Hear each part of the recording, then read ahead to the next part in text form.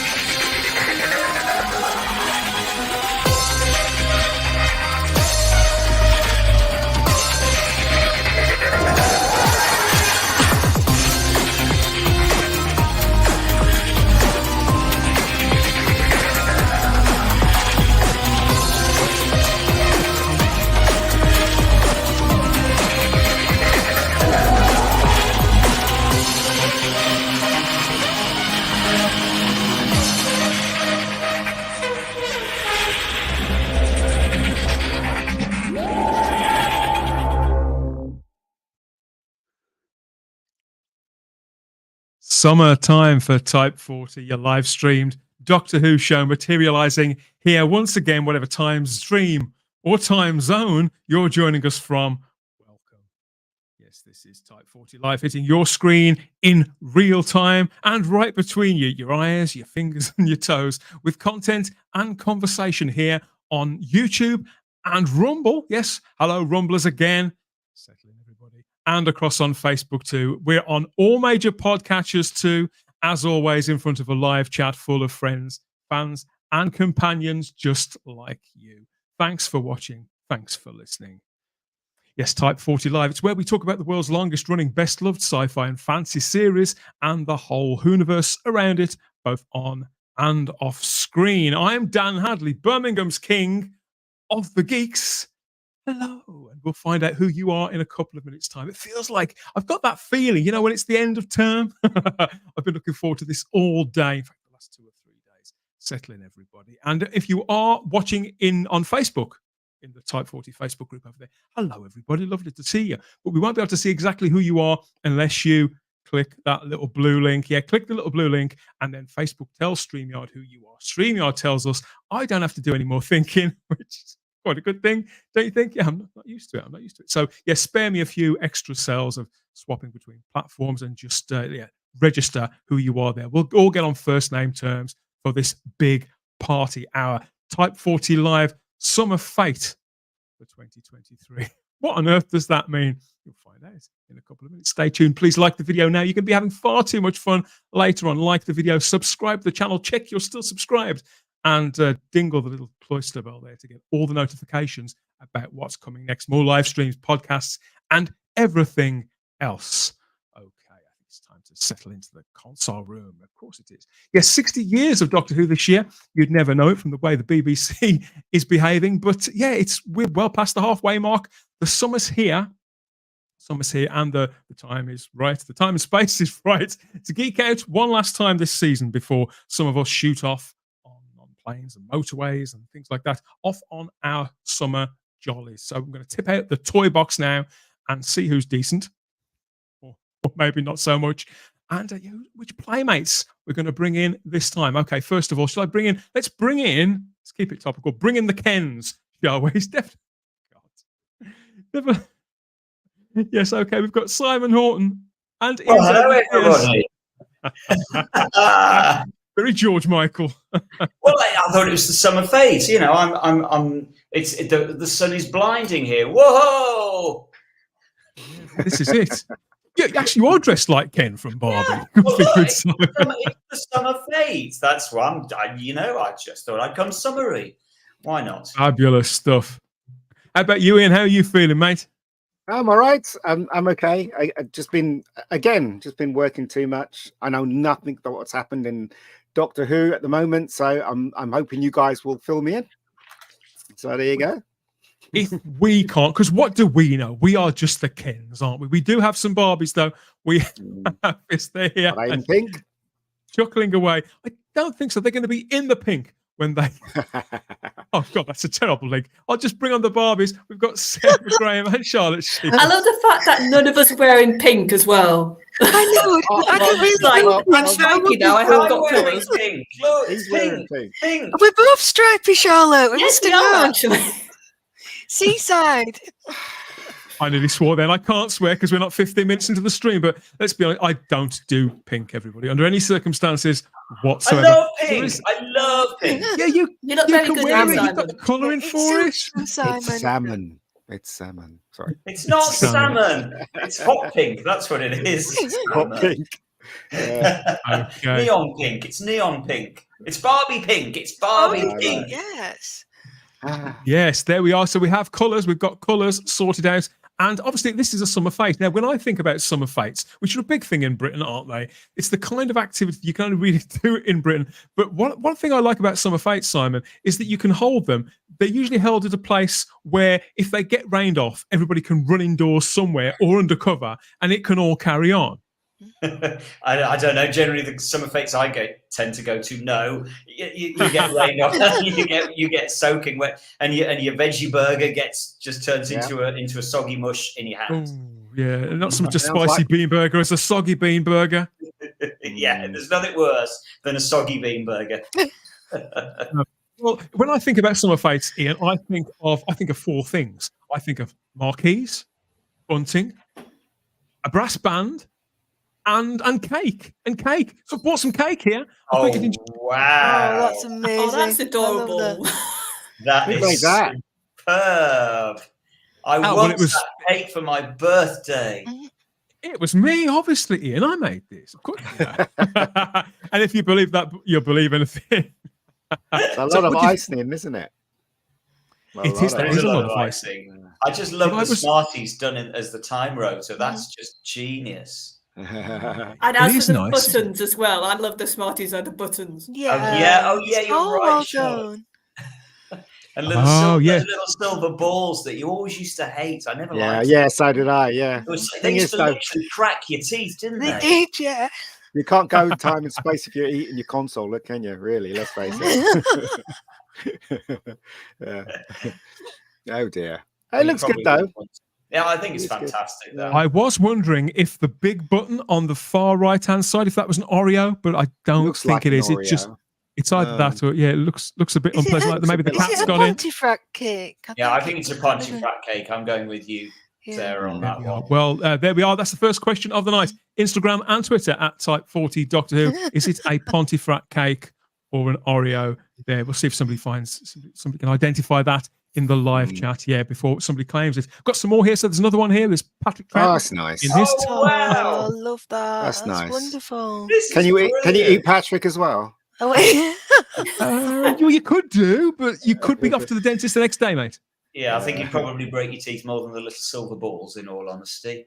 You could try the blue balls on the Dalek. I'm not sure about those, whether those are edible. They look like Smarties as well, don't they? And there's a couple of jelly tots in there too. I'd know those things anywhere, Sarah. Oh, I love me some Jolly Tots. Yeah, I love sweets. I love cake. I'd happy with anything to you.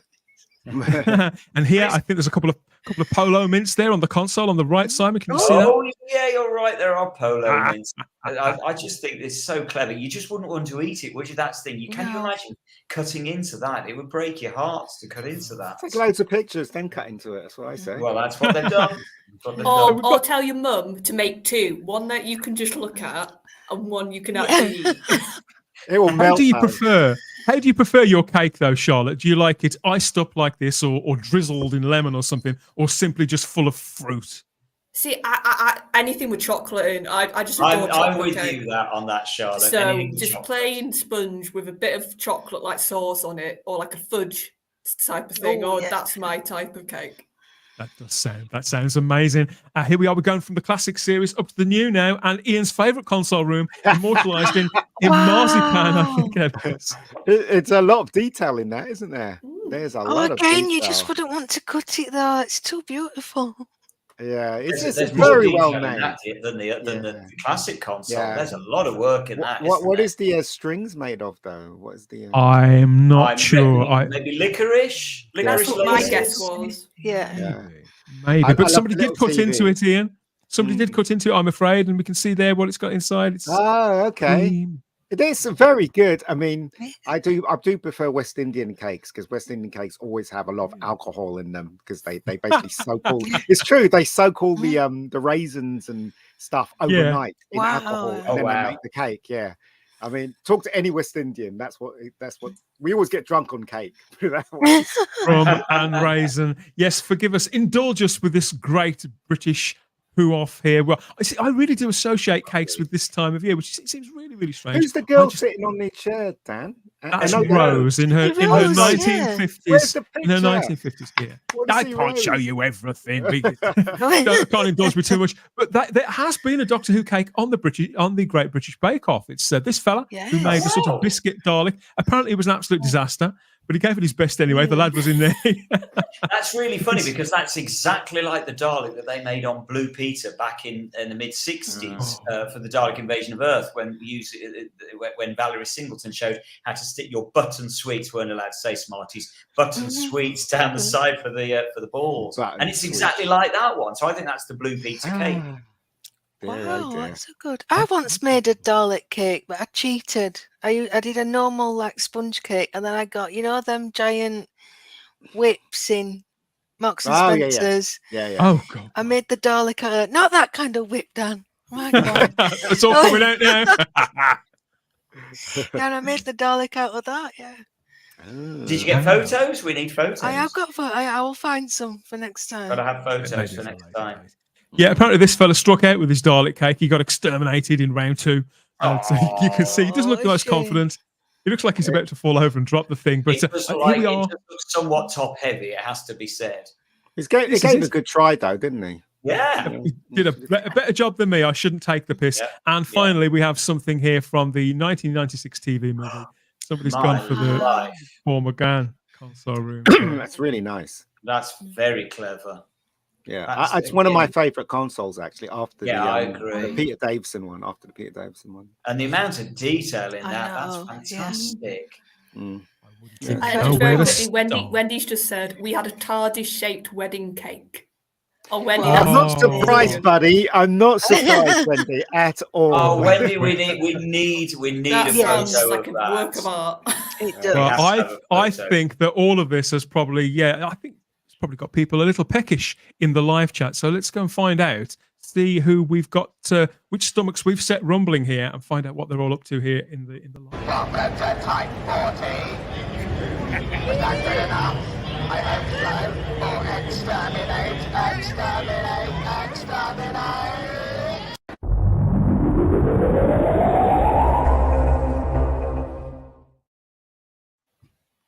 Exterminate.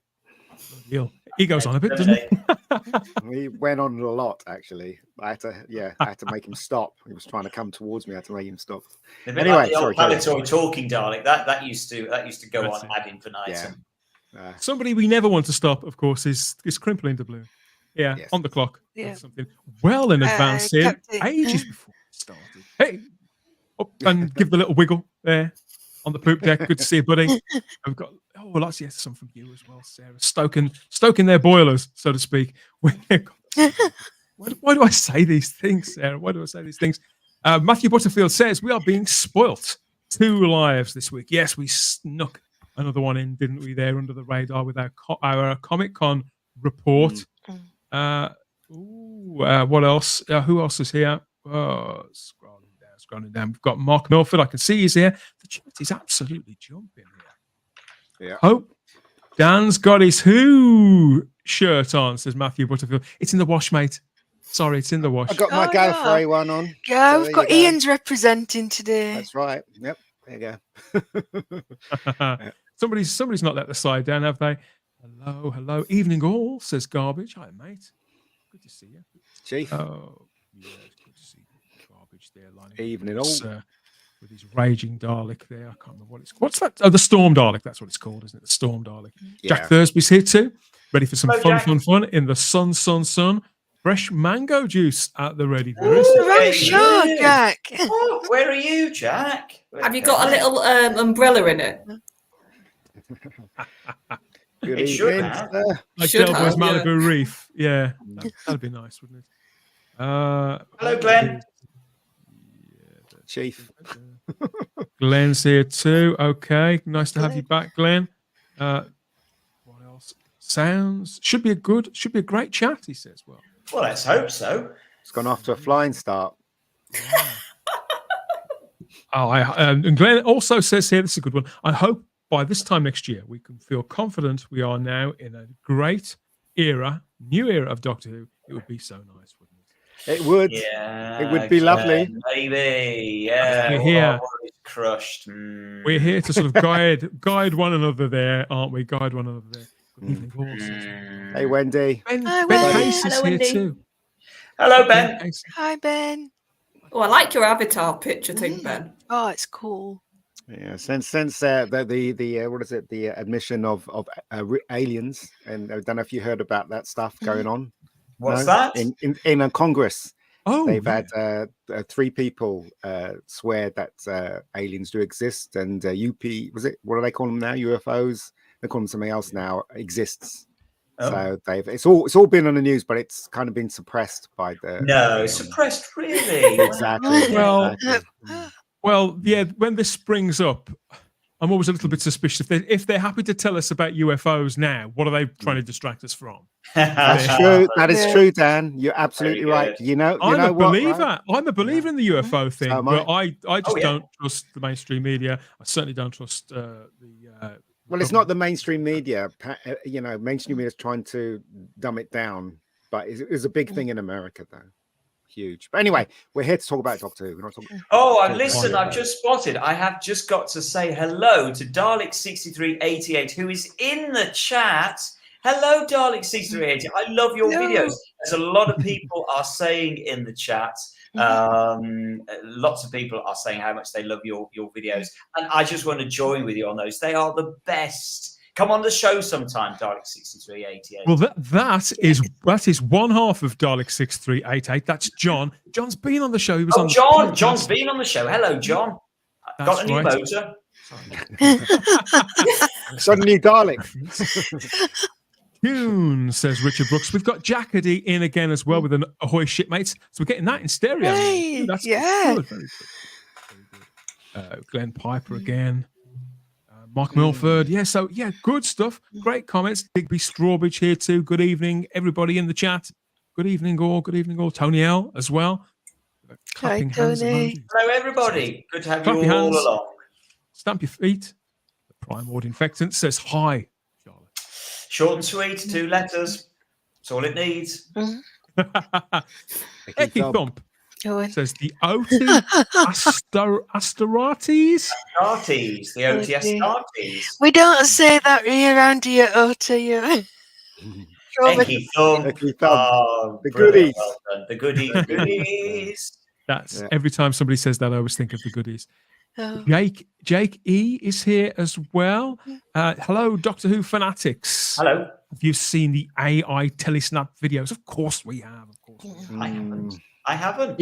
Well, hold your horses. We may have that coming up. Evening, all you lovely people, says Wendology. Oh, thank you, Wen. I think she's talking about the people in the chat, not us, probably. Well, it is. We're all one glorious whole, That's aren't we? right, we Oh, are.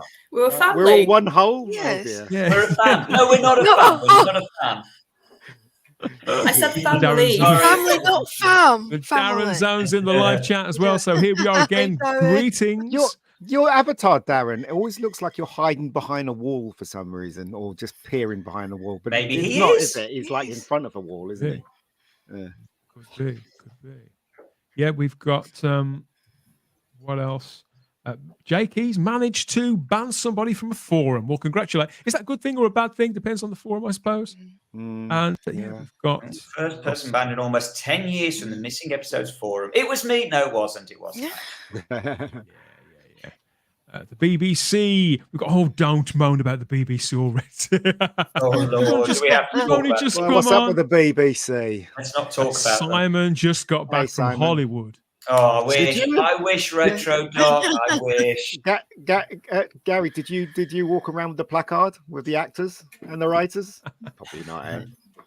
Eh?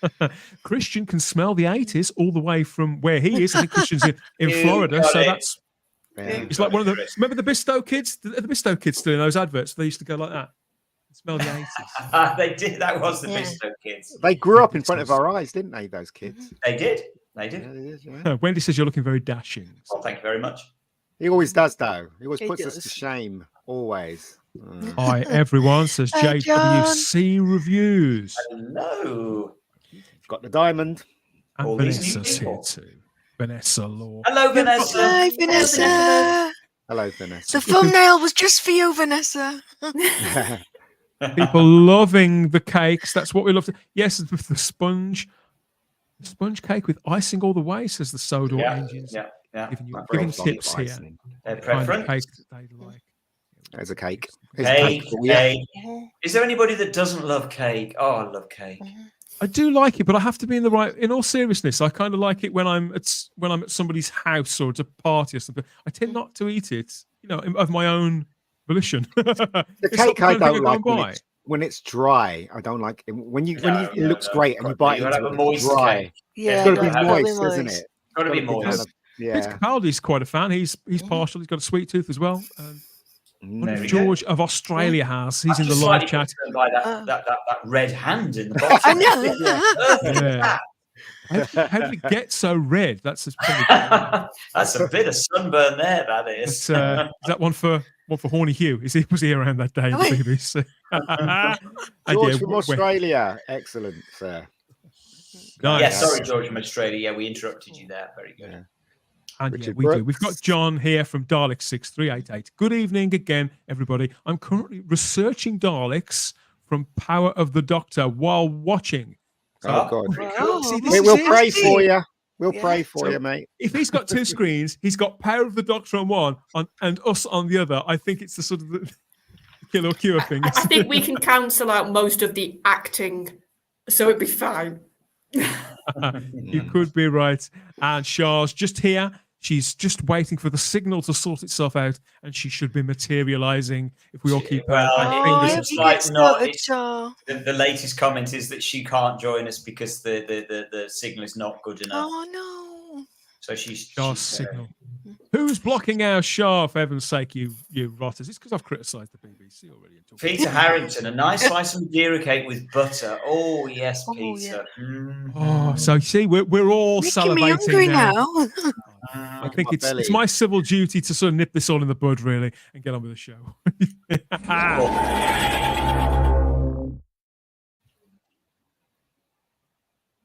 Yeah, we had Glenn Piper in the chat there, and he was full of hope for where we could be this time next year. Of course, the writing is on the wall and things are in the can. Filming ended on series 14 of Doctor Who on the 14th of July, and will be worked on for months and months and months, probably right up to the last minute in post-production. That is it for the cast, folks who make all that magic happen sort of on set in real life, isn't it, at any rate? And yes, but they've all been sort of let loose now out into the real world, not least of all the incoming Doctor, Shooti Gatwa, off on his holidays, Ian, and to celebrate that, and dyed his hair back to blonde. There. Oh, so he's finished now. So he's going on holiday. Is that what it is? Yeah, He's on the first caption- class as well. How do you know? Because you can tell can by tell. the seat. It's a seat. Yeah, it's a boothette. You can tell Yeah, it's in yeah. booth. Oh. So he's, I'm wondering what that thing is he's got on his neck on that chain there around his. I don't know. Oh, is it yin and yang, the Chinese Oh. symbol? Could be. No, it's not. It's not because it's Bit of bling, that's for sure. Yeah. But if you look aloft in his caption, he says, "And I hear dolls have more fun." So I think he's dyed his hair back to Go blonde, back so to that people who Barbie, have just yeah. gone to see Barbie were going to recognise him in the street. You know, Yeah. No, I think he might be doing promotion for Barbie because obviously it's doing the rounds now around the world. So he's probably. I thought flying he off couldn't to- do it though, Ian. I thought they couldn't do promotion. Well, he's Yeah. English, so and he's I not part of suppose, SAG, yeah. is he? He's a part of I don't know what he's part of. Maybe they called him in and said, "I'll pay give us some Okay, extra money." yeah.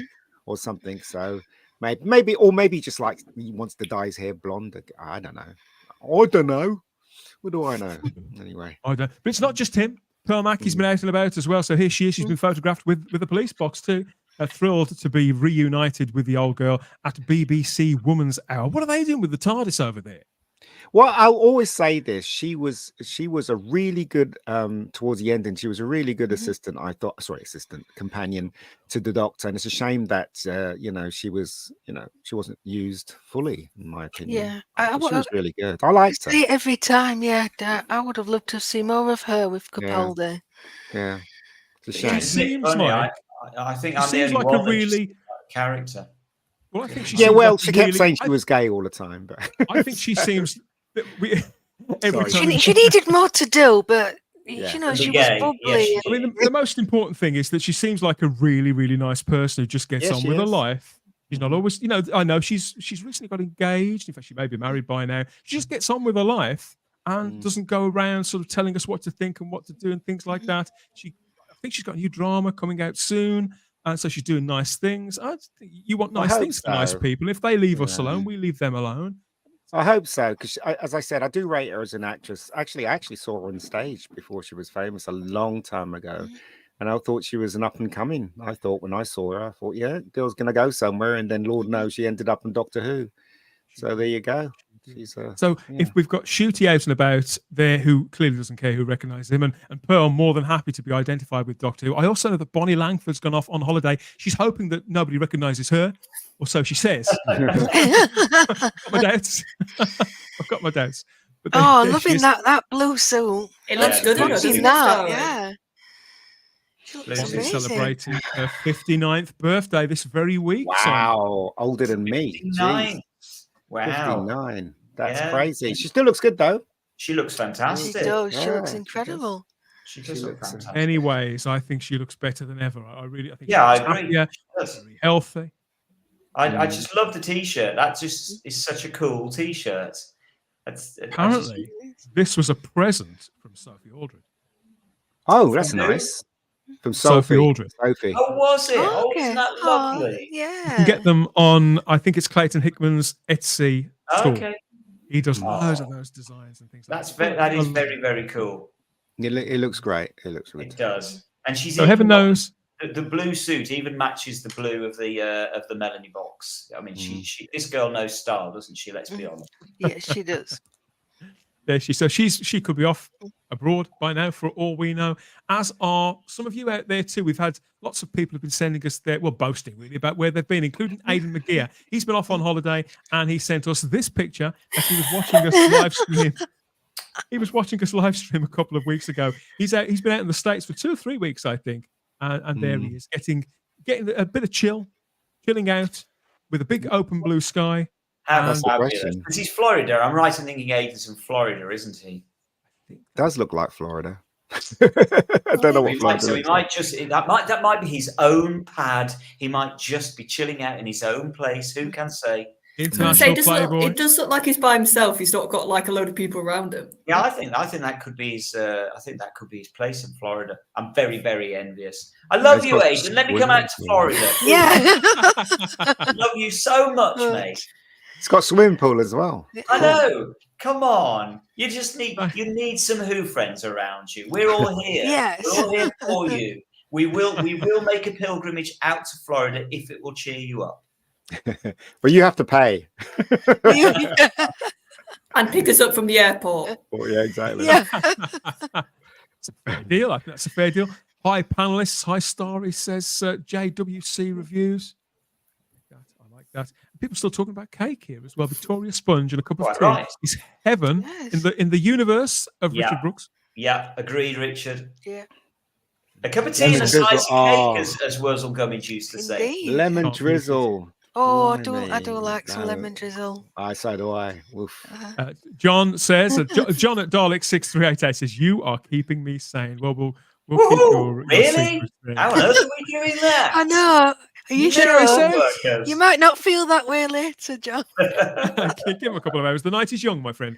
Raymond Williams says, "I bought an expensive chocolate cake from M&S as the Oh. last-minute birthday purchase for the wife. 16 quid. That's a serious Well, it is M&S. Pounds? It is M&S. You know, Wow. they were expensive. So It's you know. not just Should have went to It's Lidl. M&S cake. Should have went to Lidl. It'd be cheaper. £9. Marvelous stuff. Yeah, people love Bonnie's t-shirt there that we saw. Yeah. Lovely t-shirt that Bonnie Langford was sporting. A gift from Sophie ordered. Wonderful, wonderful stuff. The blue with the red hair works for James. 8 Fitzpatrick. Cheers, Bonnie. He says, and yeah, the that post went down very well on the Type 40 social medias this week. In fact, we've just broken the 4,000 followers, likers mark on the Facebook page too. So get over there, and if you are still on Facebook, I think. I'm not sure whether Facebook is on the rise or the decline. I'm never really sure. But get over to Facebook. I think it's definitely on the decline. Follow and like, apart from the Type 40 Facebook page, where you can follow all the things that we do and all the podcasts and whatever else, and any memes and silly jokes and links that catch our eye there, like the Bonnie one from the other week. Now, when it gets to this time of year, in the middle of the summer, I often think back to summers when I was a boy, and a mainstay of the summers in my youth were picking up, for example, Simon, the Doctor Who summer special there, the Doctor Who magazine or weekly summer special. Every year this would come out, and sometimes it'd be full of comic strips or articles. You never really knew what you were going to get. Yeah. It was a must buy for me. That one, it's sort of still is, just cost me about 13 quid now. As opposed to 40p. Oh, It was there. 40p. Yeah. Yeah, I remember being really disappointed by that summer special though that just reprinted the whole of the Iron Legion. Because I would have got that. I didn't want the Iron Legion reprinted. But when Doctor Who magazine did their summer specials, well, they did them well. They were brilliant. All new articles, always some fun stuff in there. Loved the old summer specials. And I used to read them on a beach somewhere, or I don't know, in Teignmouth or Filey or somewhere like that. I remember reading it on a beach. Didn't Marvel do a comic series with Doctor Who at one point? Yeah, that was this. It was Marvel UK. Was it? Oh, right. Oh, yeah. This was it. Have you guys ever read that one where Matt Smith's Doctor meets the Star Trek? That was quite good. Yeah, I've got that one too. Yeah, that was I much like later. that one. That was only around 10 years ago, something like that. Yeah. Around that time, yeah. Lots of those sort of specials that came out were full of the comics. This summer is like the summers of my youth, says Crimpline Doubloon, bucketing it down. Yeah, it's not been brilliant, has it? And sadly, there's still not a great deal coming from Doctor Who. No actual news. Obviously, there was a no show at Comic-Con over in San Diego. When was it? A weekend? It was last weekend, wasn't it? God blimey. Yeah. It was that much of a whimper that it went off with. So we're again wondering when the next date is going to be, what we're going to get and when we're going to get it. Russell T Davies, he has been speaking, though, to Doctor Who magazine. So although they may have stopped actually making the show, the hyperbole, Simon, that never seems to rest. And in the magazine, he was talking and teasing a mystery guest star. We have no idea who they are. And Russell said, well, let me get to it. Don't spoil the punchline. Bloody hell. He said there's a great set in the very last block of the 2024 series. It only appears for one scene, but it's a crucial scene. The set was used with a really lovely guest star who's unseen by the public and unannounced in the press. And because the scene takes place very secretly within the studio, you've all got a very nice surprise to come. The way he kept going on about that statue, I thought it was Charlton Heston he was talking about. I think my question was going to be, who do you think? My question was going to be, who do you think it is? Go on. Hey, Mr. Hugh Grant. Ian's man crush. Yes, exactly. Ian's wankers. It's either Hugh Grant or it's Matt Smith, isn't it? That's Ian? right. It can't be Hugh anybody Grant, else. I love Hugh Grant. One day I'll meet him. He's such a nice chap. Very funny as well. So. He should have been the next Doctor, in my opinion, but there you go. Yeah. We came close, didn't we? We came close. Okay, very close. Hugh Grant, of course, has been linked with the role of the Doctor 18 months ago before we knew that Shooti was going to take the role. Yeah, we were hoping, weren't we? I think a lot of us were hoping it was going to be a safe pair of hands and somebody with a lot of star quality like Hugh Grant. It would have been a pretty good pick, but sadly that didn't happen. But I do think there is a chance that he may be the mystery person. There's lots of mystery persons that could be in the anniversary specials, but it sounds like there could be more next year as well. He has worked with Russell T Davies, as we've been over before, in the Very British Scandal series. And he's spoken about the Doctor Who thing a time or two. So, yeah, I think so. I think it could be. But if it's not Hugh, Charlotte, have you got any punters who you think it could be? Well, the problem is Russell's idea of a big star might be very different to our idea. So it could be somebody off a Netflix show that nobody has heard of. Or it could be a drag queen, let's be honest. Yeah, so... Shaw's just put in the chat, it's me. I am hoping it's like a proper like British name that we can go. No more frogs. At one time, I would have been big star. At one time, I would.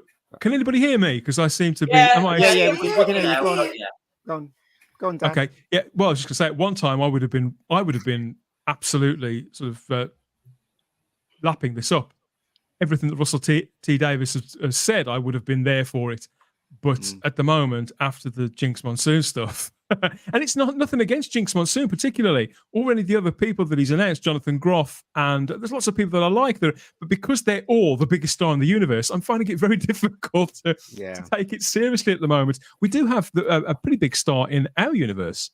Is she going to come on? No, I don't know. I had Shah for a moment. But I'm just going to have to move on. See if she turns up. The time vortex is not working for her. It's kind of phasing in. No. Just like Tom Baker got stuck in that thing, you know. Yeah. Just like Peter Davison in the Five Doctors. Bits of me just keep detaching like icebergs. Yeah, there you go. So there was always one. There was this person as well who was being smuggled into location for the season That's definitely finale. Not Hugh Grant.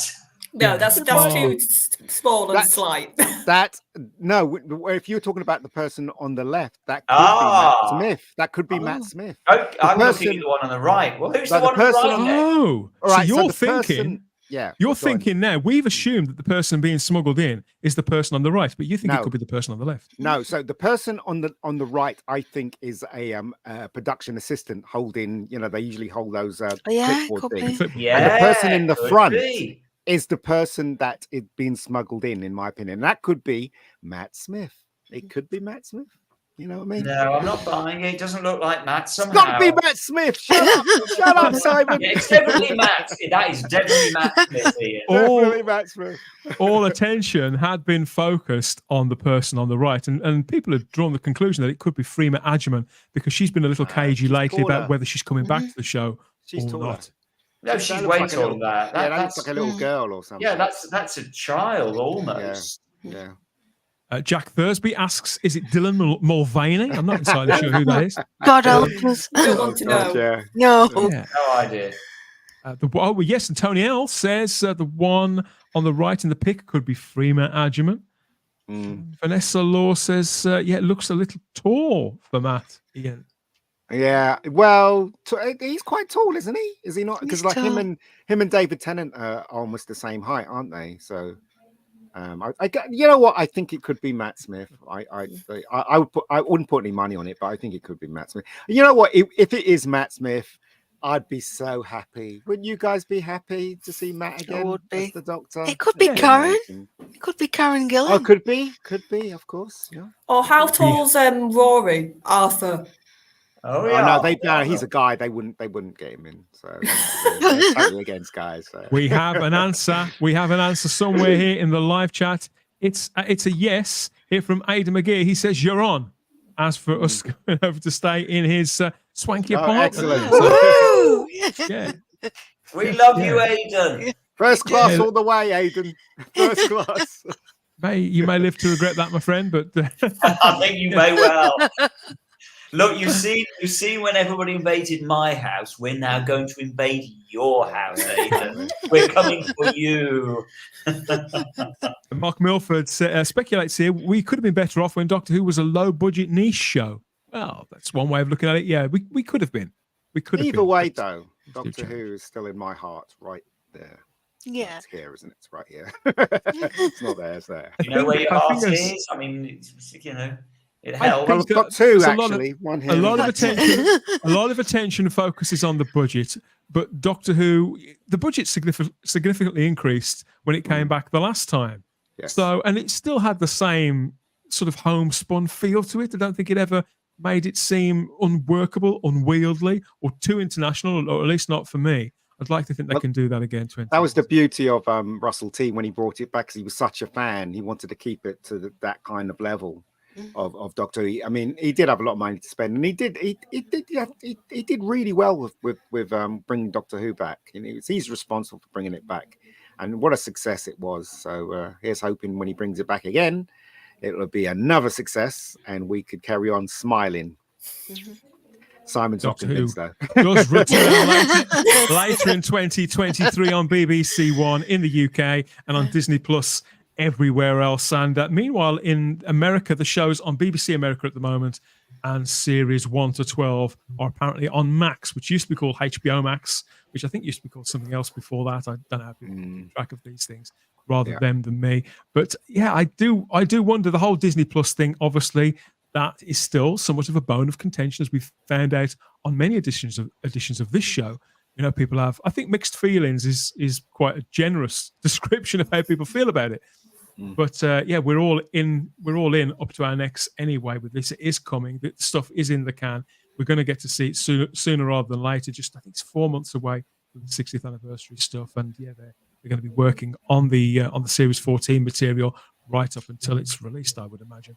But meanwhile, back in Britain, whilst I never really know what the weather's going to be doing from one half a day to the next at the moment, but it hasn't stopped British people from starting to put up those marquees, Simon, that I mentioned earlier on, and start to drape the bunting everywhere and to make those sort of red letter dates in their calendar. Special events are popping up all over the country, sort of week-long events, festivals, big weekends, or sometimes just one-dayers. And that's exactly what this was. And at this particular one-day event, a couple of weekends ago, I think it was held at a church hall somewhere, a very old, very distinctively shaped item from the Doctor's past, from around 50 years ago, resurfaced after a long time off-road. Didn't it? Should we have a look at this video, and all will be revealed? Take a look at this. So where are we? You remember this, Simon? What is Small Space? Have you heard of Small Space? Indeed, I have heard of Small Space. I've been following Small Space for quite some time. I've yet to get there. Still haven't been to it. But one of these days, I really, really want to get out to it. It's at a place, I can't remember the name of the place, somewhere near Milton Keynes that they run this event. And it was first set up a few years ago, probably 2 or 3 years, I would guess, before COVID. And it was set up by Matt Irvin, along with somebody else. Matt Irvin, as you will of course know, is one of the absolute special effects gurus from the Tom Baker years in particular, and the Peter Davison years. And so Matt Irvin set up this thing called Small Space, whereby loads and loads of model makers come together. It's a little bit like a sort of a mini convention for model makers, and it's held in this church hall. And the model makers they get along are not just Doctor Who, they're from Star Wars, lots and lots from Jerry Anderson, Blake Seven, loads and loads of genre sci-fi. Model makers come along, bring their models. There's obviously loads of stalls as well. So merchandise stalls. So you can buy models, you can buy model kits, and they've often got. Matt Irvin always brings along things like the Liberator model, K9. He always brings K9, so K9 is always in residence. As I say, there's lots of models, often from Star Wars, loads and loads from Jerry Anderson, Space 1999, Thunderbird, stuff like that. And this time they had the Whomobile from the John Pertwee days, and this is, as we understand it, the original Whomobile. What it clearly is, you can see it there, and somebody obviously still owns this. It's changed hands a few times over the years, but it's still in private hands. And so here it was brought along to for the first time ever. It was brought along to Small Space, and they always have full-size Daleks as well. Loads and loads of different Daleks are always on show as well. But this is the first time they've had the Whomobile, and this was just a couple of weeks ago. And I really need to get out to Small Space. So if you've not heard of it before, just go and they're on Facebook. Small Space, one word. They're on Facebook. Go and join up, and then you will get to see when the next event is, and maybe you'll catch me there. because I'm determined. I've got to get out. I've got to get down to Milton Keynes, which is Milton Keynes is a bit of a strange place. It's a bit like a sort of a twilight zone. It's like it doesn't quite exist, and once you get into it, you're kind of not certain you're ever going to get out of it again. But one of these days, I'm getting down to small space because I really wish I got to see the Whomobile. Fantastic. It's owned. Can anybody hear me? Is my sound still dropping out? Yeah, you're still dropping out, but you're low. It's very low. It's low. The sound. Yeah. Sorry about this, everybody. I tried to adjust something before the stream, and because there's some new settings here, but I'm aware. And sometimes I think that people can't quite hear me here. Okay, so this is owned by a man. But you're there now.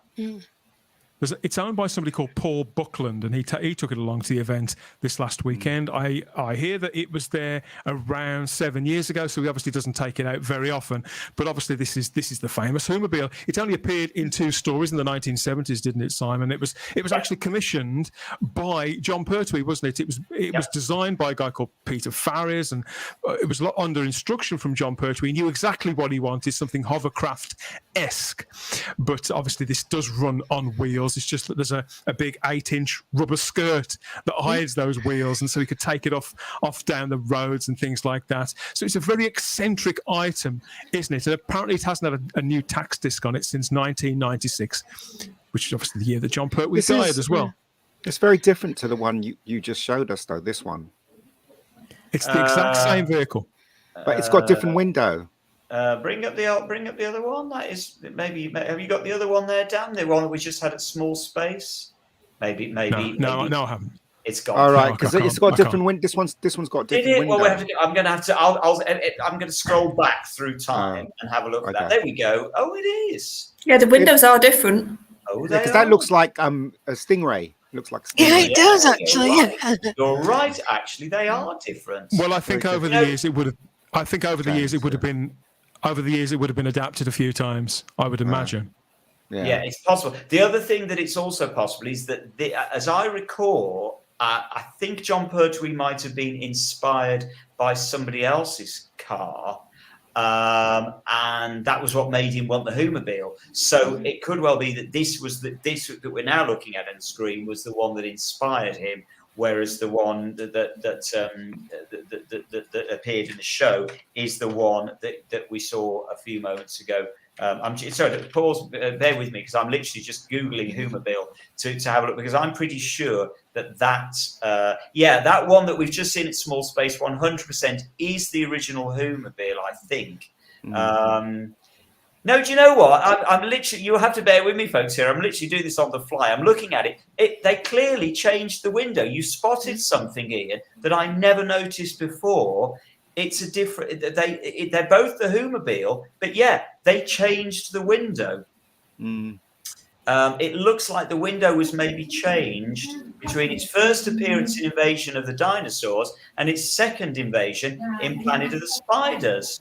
I think they changed the window. Simple as that. To answer your question. If you look at appearances from it on things like Blue Peter and when it was on Billy Smart's Circus, it's got little differences every time. Yeah. The paint job is sometimes different. So I would imagine he had to adjust it and adapt it, particularly if he wanted to take it out on the road, because obviously we've seen pictures of it where it's being used on location, probably in a confined space. At an airfield, for example, he just drove it around an airfield, didn't he? We never really saw it out on the road. But obviously to take it out on the road, because Pertwee did drive this in his everyday life, he may have had to adhere to some.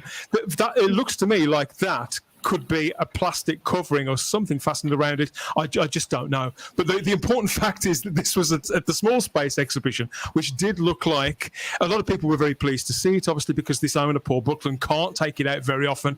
I think he has to put it on the back of a truck and drive it somewhere. He can't drive it down. So if you were at Small Space and got to take some pictures, I just think this is a lovely thing, and exactly the kind of eccentricities you will find at some sort of summer fete up and down the country. Lots of big tractors and vintage cars and steam railway trains and things like that.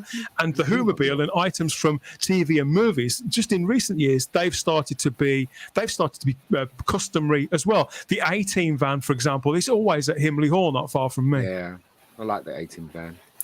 Plus, it just shows the dedication and the love that it's been kept in any version, just to be looking that good. And You're right, Just Charlotte. It's a amazing. miracle. It is a miracle that it still exists, let alone, as you say, in that kind of condition.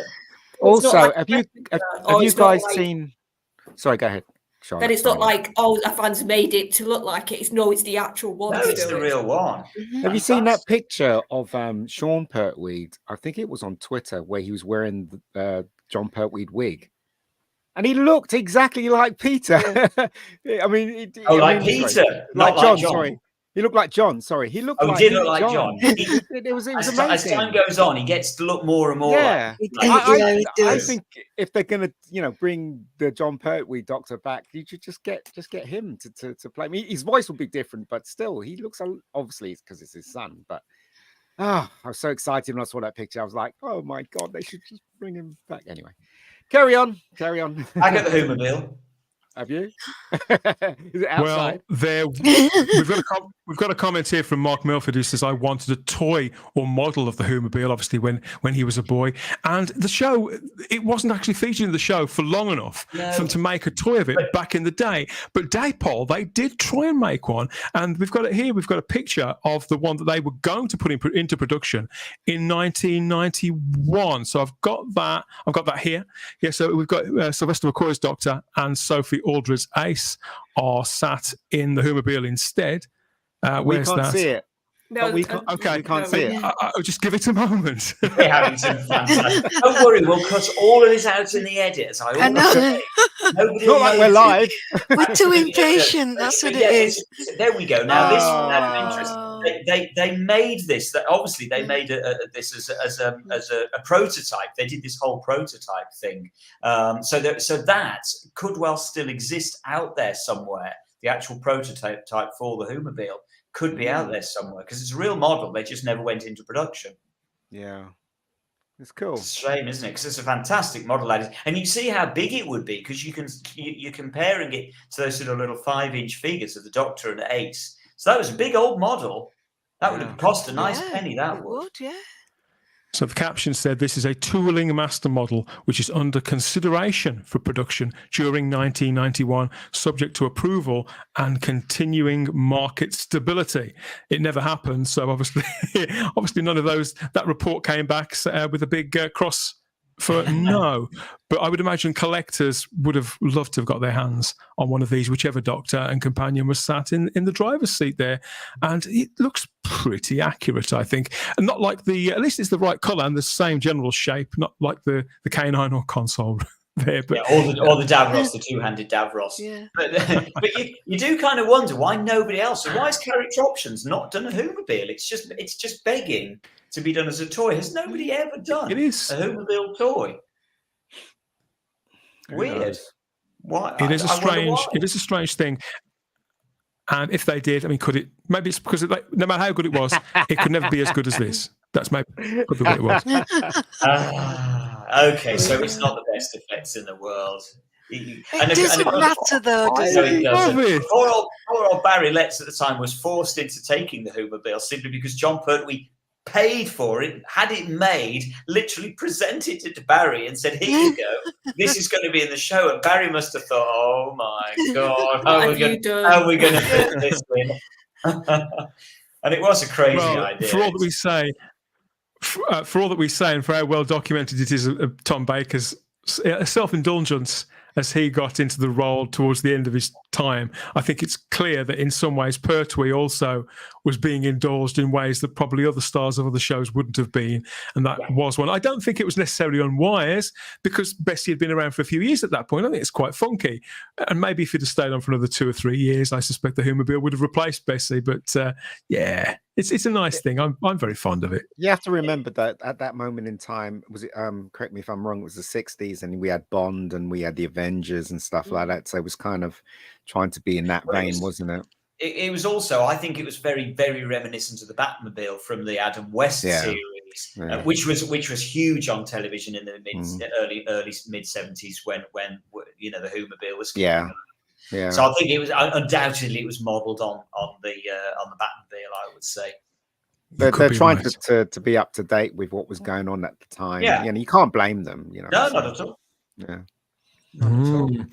Talking about bang up to date, we've got to have a quick word about about this. So this is just announced this very week is Doctor Who Podcast Day, the very first Doctor Who Podcast Day, in fact, and this is going to be on August the 9th. It's going to be marking the very day where the very first Doctor Who podcast published its very first episode in 2005. That was Doctor Who Podshock, that was attached to Outpost Gallifrey, or Gallifrey Base as it's now known, for a little while.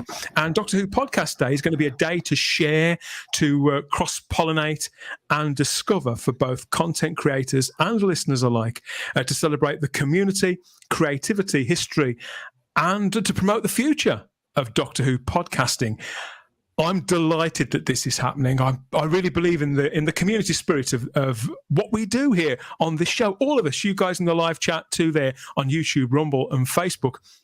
We've all got something special cooking for the 9th of August on Type 40. Simon, Sarah, Stephen Noonan and myself on that one. And it'll be out same day and date there for Doctor Who Podcast Day on August the 9th. Stay tuned and keep an eye out for that hashtag as well, Doctor Who Podcast Day, #DWPD. These I know that we've seemed to have a day for everything, don't we, lately, in popular culture and in Doctor Who. We've already got Doctor Who Day, haven't we? But I approve of this one, but then again, of course I would. I'm a podcaster, Simon. Why wouldn't I? Well, absolutely. We're all kind of podcasters, aren't we? Or is the host the podcaster and we just hangers on? No. we are all podcasters, and this is what appeals to me about this: the fact that it's not just for us either, who are on this side of the mics. It's for everybody who engages with Doctor Who podcasts too. Mm-hmm. Absolutely, and at the end of the day, one of the great things about doing this podcasting is that we manage to connect with everybody out there digitally. That's what the chat is all about. We just love the fact that there are just so many people out there that we're chatting with now in real time, and connecting with, and that's just got to be the best thing about podcasting is this bringing together of Doctor Who fans in one place. I love it. It's just brilliant. Thank goodness for podcasts. That's very much how I feel about it as well. And some Doctor Who names and faces have been showing, at least signalling their approval. What's he wearing? Oh, is that the Doctor Who costume? He is wearing a next to screen accurate replica of the Night of the Doctor costume there for the very first time. Made it to was measure. Paul that was smuggling in. Yeah, it could be. I hope so. This costume is made to measure, especially for a Doctor Who event later on this year, a big convention that he's doing in the States. And he's going to be doing photo opportunities wearing that for the very first time, I understand. As well as Paul McGann there saying thumbs up to Doctor Who Podcast Day. Katie Manning too, she's there wearing, I think this isn't the Green Death. This is very much the Green Life that she's sporting. It's very eco-friendly, isn't it there, Sarah? I think Jo Jones would definitely approve of that, wouldn't she? Oh, she absolutely would. And Katie, she's adorable. Is she, so much. She in a restaurant or something? Looks like it. Yeah. She looks. I She wonder looks if like that. she looks I like don't know she's just leaving, and she's just been sort of grabbed and told to hold this and take. I wonder if that she looked bloke. Brilliant. Everybody loves Katie, so good for that. I wonder if that bloke/woman, I can't tell, knows they're in the picture as well to the right of. I know. Probably not. Probably not. I think he's oblivious. In fact, he looks like he's actually had his food and he's just letting one go. Just nobody's going to hear that. Too far away. Somebody has to lower the tone, don't they? Yeah, so that's Doctor Who Podcast Day on August the 9th. Go and share the hashtags and keep an eye out for what our offering here at Type 40 there on August the 9th. It's going to be fun. I can promise you that. And another thing to look out for too is if you are in, where is it? In Derby, Simon. So this is a few weeks away yet. This is a long-standing convention in the Doctor Who calendar, isn't it? If not the biggest in the country, it can't be far off. This is Hooverville. It's happening in Derby at the Quad on September the 2nd, 2023, between 10 a.m. and 5:30 p.m. There's a lot of people going to be there. Sylvester McCoy's going to be there. Paul McGann's going to be there. Michael Trent, Sophie Aldred, Matthew Waterhouse, Michael Jaston, lots of others to be announced. And I'm happy to announce, Simon, that we can confirm that you and I are going to be there, aren't we? Yes, we are. We are going to be there too. We're not on the guest list, But we should be. Yes, you should. You guess to us. We're going to be there. We're delighted to say, I can't wait for this. It's so exciting. Lenny sadly will not be there. He will be at home, but we will be there, Dan and I, and we're hoping to do some video interviews and stuff. We don't quite know what we're going to do yet. It's all very, very exciting. Basically, if you see Paul McGann, get him on this show. It's all right. We're going to be at large. We're going to be pestering both attendees and guests at Hooverville 14. Happily, we have a man on the inside because Type 40 regular now, Stephen Noonan. He is one of the guests there. He'll be doing a talk and keeping people spellbound. There, obviously, plays the first Doctor in the Big Finish audios. So I think if we have a word with him, Simon, he might be able to get us into a few nooks and crannies. What do you think? We'll get him a little bit trolleyed. Absolutely. We're going to sort of fly by the seat of our pants. We're just not quite certain what's going to happen. We've been very kindly allowed to go by Steve Hatcher, the guy who runs Hooverville and has done for years, and he's a lovely bloke. Hello, Steve. Thank you very much for having us along. And so we're going to have a chat at some point with Steve about quite what we're going to do and how we're going to do it, because we don't know, but that's where the fun comes from. That's the exciting part. Make it all up as we go along. So if you have a ticket for Hooverville, and a lot of people have, this is a really popular convention, we will be there. So come and find us, even if we're looking at some bits of kit looking very frustrated and confused. And if we're dripping in sweat by that point, come and say hello and make That's your yourself known. chance to get an autograph from Dan and Simon. Forget about Paul McGann and Professor pennies McCoy. On eBay, pennies. Yeah, that's right. Now, I understand that all tickets, this is a sold-out event now. There could be some return tickets. So you've got people asking in the live chat, and Shah, they're saying, can I come? Well, maybe. I think you have to wait. Yeah, who can say? It's all got to be worked out. But what have we got? About 5 weeks to work it out. So we'll keep you posted. We are going to keep you posted as we get nearer the time. We'll give you a bit more information, we'll keep you in the loop about how it's all going to work and what we're going to do. But definitely come and say hello. Looking forward to it. I'm really looking forward to it, Dan. I am really looking forward to it because there's going to be a lot of people there that we actually already know, as well as some of the stars of Doctor Who. A couple of people I've met, some people that I haven't, and also I'll get to spend time with you, Simon, and hopefully lots of other great fans as well, and we can chill out and geek out, and see if we can get up to some mischief too. So it's all good, all good with me. So if you are at Hooverville, let us know through the social medias, Instagram and Twitter at Type 40 Doctor Who, whether we're going to bump into you or not. And if it's the first time you've been to Whoville, just very quickly just say it's a fantastic convention. I've been many, many times. It's just the best convention in the UK these days, because you'll have a lot of fun. I'm going to say I can't really think that there's any better, certainly. And this is our final show for a few weeks, final live stream for a few weeks. Various members of the team are going off on holiday and whatnot, and so we're going to take time to recharge and refocus and to do some back end work. It's not what you think, and just to retune things slightly and to plan for Hooverville and all the other things that we've got going on. But whilst we're away, don't forget, if you do miss us, you can always hit up the playlists here, and that's where you'll find every edition of Type 40 live there. So if you have missed the odd one or two, whether it's the weekly ramblings like this, the magazine format stuff, where we pick out what's in the news, what's caught our eye, what we want to talk about, you can go back through the playlist for all of that, as well as the big event shows when we review the 5 Doctors, the 3 Doctors, our Colin Baker, 80th birthday party we did for him, the Tom Baker special, all that stuff. It's all there on the playlists, 106 episodes there for you to hit up and get through over and over again. And of course, there's a podcast too. That's up on all major podcatchers there as a standard podcast in audio form for your ears, and video editions of every show you can also find here on the Type 40 channel. And this is the latest episode, number 133. It's myself, Simon, and Stephen Noonan sitting down to review Death to the Daleks, the John Pertwee classic there from very late in his era. We had a good chat about that, and a nice long chat too about John Pertwee's Doctor in general. So this is the second of our Diamond Anniversary season reviews. More have been recorded. They'll be on the way in due course too. It's been a blast recording these so far, hasn't it, Simon? Something really different with what everybody brings to the table with them. Oh, absolutely. And my favourite was the one that we've just done that we can't possibly talk about because we would be revealing which story we talked about. But that was my absolute favourite. Really enjoyed that because I love the story. It's an overlooked story, but it's an absolute classic in its own right. And that was a lot of fun talking about that one. They're all classics. You had to wait for that one. Yes, stay tuned for that. Please like the video, subscribe to the channel, check you're still subscribed, and hit the cluster bell to get the notifications about what's coming next, further editions of the podcast, and the return of Type 40 Live, as well as Type 40 Extras, and all manner of other things. And we do it all for the same reason that Steve runs Hooverville, and Paul McGann is happy to pull on that replica coat there for his convention appearances. It's all, Charlotte, what is it? What is it all for?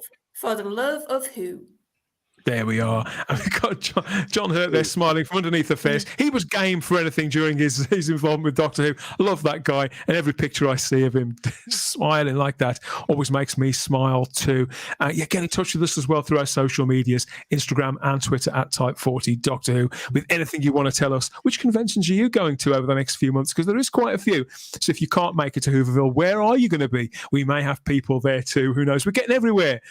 Getting everywhere, just like sand, aren't we? Just like sand. Yeah. Okay, what's next? Where should we go next? I know. We've got the mug, Ian. We've got our mug. We've got our jammy Dodgers there. Is that what it is? Jammy Dodgers? Oh, those are Jaffa cakes. They're not jammy Dodgers. Jaffa cakes. Now here we go. We're back to cakes because it is Jaffa cake, a cake or a biscuit. No, moving on. No, we don't want to go down that rabbit hole, so.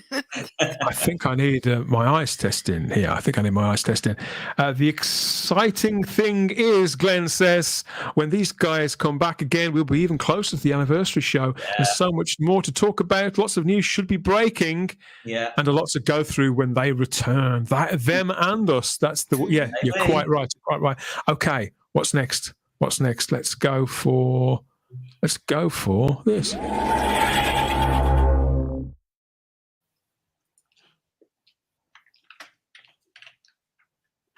Is asking what's going on. Has anybody heard from us? It's like having a correspondent that's lost in the She's lost in the fourth dimension. In the dark dimension. Okay, well, in lieu of that, yes, maybe she's packing as well. She did look very glam when I saw her pop into the green room earlier on with her sunglasses and things like that. So she could be dreaming herself of golden sands that she's going to sink her toes into wherever she may be going this summer, and you may be too, for that matter. But not just yet. Now is a chance for you to put your feet up and think of gold of a different kind as Simon Horton unpacks the Doctor Who diary just for you. Yay!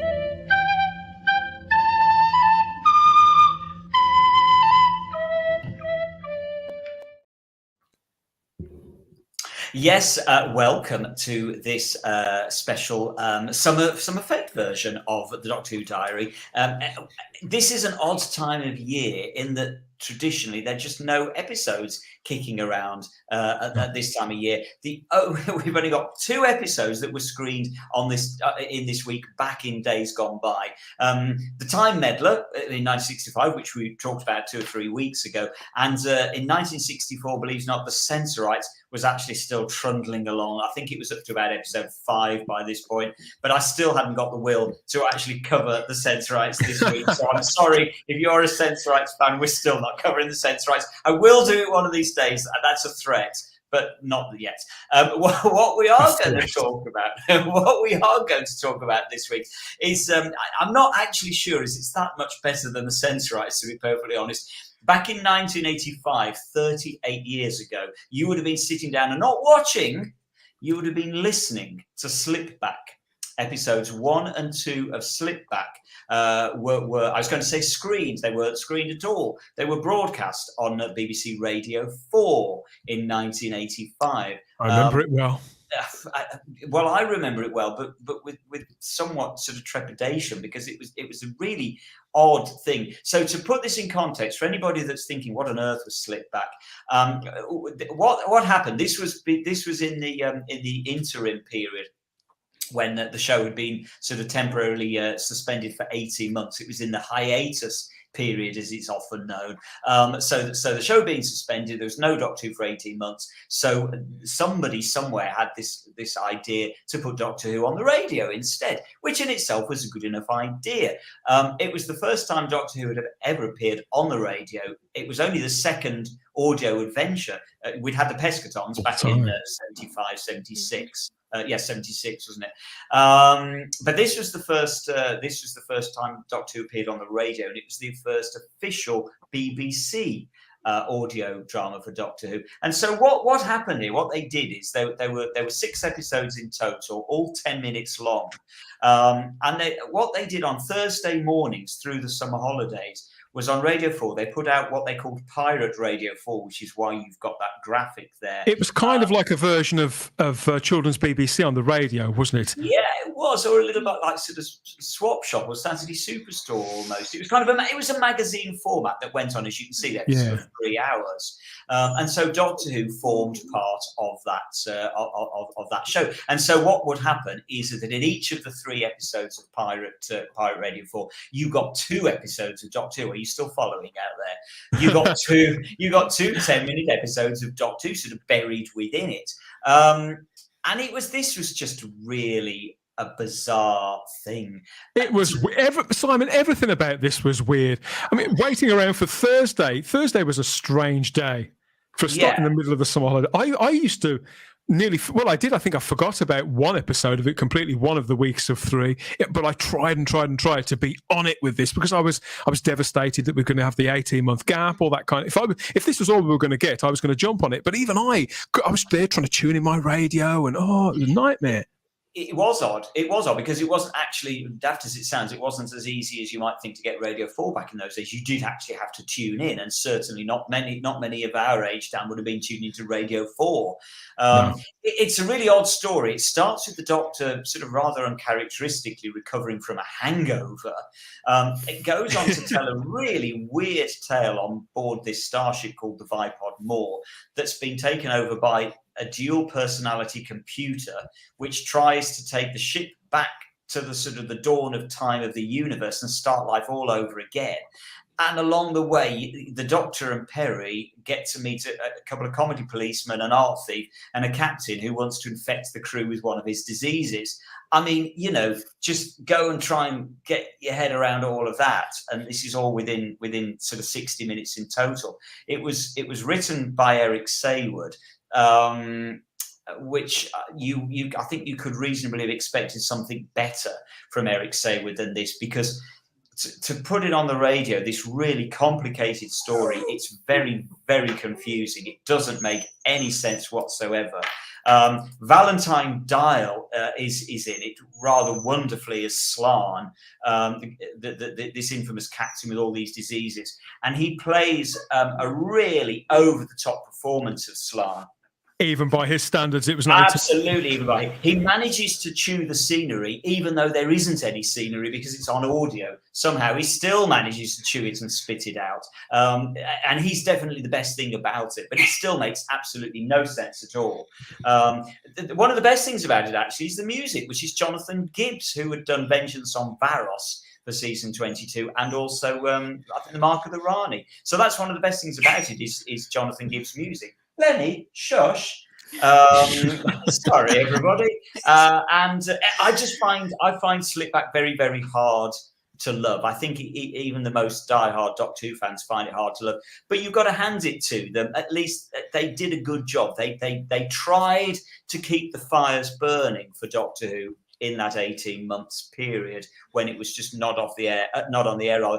But somehow this just felt like it was never quite going to work, and it's got to be. I'm sorry, it's got to be down to Eric Saywood's script. Yeah, it was. I think he misunderstood really who the target audience was on a show like that. For me, the best things about Slipback are probably these wonderful promotional pictures of Colin Baker and Nicola Bryant with various different examples of radios from the decades. There, I think Collins is from the 1940s or 50s, and Nicola Bryant's there with a boombox. Total mid 80s, peak 80s essential device perched over a shoulder in the time-honored fashion. I love this stuff, but every time I get nostalgic for it and go back and listen to it, because this has, I mean, they turned it into a Target book. It was out on cassette. It's also out on CD. So there are plenty of ways you can hear this, but every time I go back to it, I always get about halfway in and think, oh yeah, this is why I didn't like this. Yeah. Has anybody else listened to it? No, I've never heard of it. Never heard of it either. Are you not filling me with confidence either? Yeah, I was going to say, just off that explanation you gave, it sounds like the most trippy, weird thing. It is quite trippy, yeah. It's also it's Eric Sayward trying to do Douglas Adams. So he's got deliberately, actually, trying to do Douglas Adams and Robert Holmes at the same time, which just doesn't work. But Colin and Nicola are so good in it, and it's nice to hear them in their characters again, that it does have things to recommend it, but it's very much like if you've got an hour and you just fancy a Who fix, you don't really care what, whack it on then. But obviously audio drama's come a long way since then, with not just with Big Finish, but the stuff the BBC do now. It's also on the season 22 Blu-ray box set. So if anybody's got that, they can go and have a listen to it on there as well. And I would recommend anybody to listen to it. Purely what you've got to do when you listen to it, you have to sort of put yourself into the mindset of what it was at the time, which was, as I say, we were in this 18-month gap, and we knew Doctor Who was coming back, but Doctor Who was really feeling on shaky ground at this point. And felt in a very, very unsafe place. And think of it from that point of view, and then listen to it. Think, you'll be left thinking, what on earth were their thoughts behind this? And say it was a good idea. It was a brilliant idea, but very, very misplaced. But of course, in many ways, this was the precursor to Big Finish. So in a way, we've kind of got slipped back to thank for Big Finish. I understand that Valentine Dial died not long after this was recorded either. 14 days after this was recorded, Valentine Dial sadly died. So he died before it was even broadcast. Really, really sad. He barely just about got to the end of the recording. Poor bloke. So it's the very last professional work that he did. Very, very. What a terrible thing. His swan song was slipped back. But it's comforting that he was the best thing about it in many ways. Find it under curiosity. Very much under curiosity. So anyway, moving on to a couple of birthdays this week. I like this when we go all CBBC. We need a few wallaby hops, don't we? The first birthday that we are going to celebrate is Matthew Robinson, who is 79 years old this very day. Happy birthday, Matthew Robinson. For some of you out there who are not sort of classic obsessives like I am, you might not be aware of Matthew's Doctor Who involvement. Matthew Robinson was the director on Resurrection of the Daleks and Attack of the Cybermen, two of the in many ways the more popular, certainly the more visual stories from the mid-80s. Matthew Robinson. Go on. Dirty Den, sorry. Dirty Den. Well, it's interesting that you spot Dirty Den there. Of course, that on the right hand side from Resurrection of the Daleks, it's Leslie Grantham, of course, playing Kiston, who is Davros's assistant. So he was cast by Matthew Robinson, and it won't surprise you to discover that then Matthew Robinson, of course, went on to help set up EastEnders, and he was the one who cast Leslie Grantham as Dirty Den, because when EastEnders launched, just a short time after Attack of the Cybermen, in fact, Matthew Robinson was just sort of completing work on Attack of the Cybermen whilst also setting up EastEnders at the same time. And so when EastEnders was launched, it was launched with 2 Matthew Robinson episodes. Matthew Robinson actually became known as he had a tabloid nickname of the Pope of Soap, because he worked. Did he really? Yeah, he did. He worked on so many sitcoms. On so many soap operas in his time. Emmerdale Farm, Coronation Street, Brookside, Howard's Way. Of course, he established Howard's Way. He set up Howard's Way, and of course, there's a link there back to both Resurrection of the Daleks and Attack of the Cybermen, because he cast Maurice Colborne as Lytton in Resurrection of the Daleks, who then returned in Attack of the Cybermen, and hey presto, who gets cast as the lead in Howard's Way, the series he's then setting up, of course, it's Morris Colburn who plays Tom Howard in Howard's Way. So there's lots of links back to Doctor Who with this. The one thing that we can hold him very firmly guilty of, and I'm afraid I do not let him off, is the fact that he also did many years producing and directing Biker Grove, and he cast Ant and Dec. So he is responsible. Did he? He is responsible for Ant and Dec. We do not forgive you, Matthew. But they're bringing it back, Simon. They're bringing it back, aren't they? Are they bringing it back? Yeah, Ant and Dec are producing. Matthew Robinson is exec producing. No. Ant and Dec are producing. Oh, are they? Oh, heavens. Well, I doubt if Matthew Robinson will be having anything to do with it. Ant and Dec bought the rights lock stock to Biker Grove a few years ago. In fact, quite a long time ago. And so I don't know who they're going to get to work on it with them. Got some comments here in the live chat, Simon. Peter Harrington said, my dad loved Howard's Way. Too many boats. Too many boats. Woodhouse 122 says Matthew was a great director, not only in Doctor Who, but in all the other shows. He really did have a way with serial drama, didn't he? I think he lifted it up quite a lot. And this is I don't watch serial dramas anymore. But lots of action sequences. That's why, of course, they put him onto Resurrection and Attack of the Cybermen, because he was good with action sequences, as is proven. He was also due to direct The Nightmare Fair, written by Graham Williams, and also The Hollows of Time by Christopher H. Bidmead. Both of those would have been in the original season 23. That, of course, was postponed and then ultimately scrapped and made way for The Trial of a Time Lord, which links rather nicely with Slipback that we were just talking about a couple of minutes ago. So he bless him, Matthew Robinson literally disappeared down the plug hole during that hiatus. The 18-month hiatus, because he never returns to the show again. The two serials that he would have done for season 23 were scrapped, and that was the end of that. And in case you're wondering, where is Matthew Robinson celebrating his birthday? He emigrated to Cambodia back in 2003. And he took up citizenship in Cambodia in 2020, and so that's where he now lives, and does lots and lots of work. He's still working in television, as I understand it, and does loads of drama out there.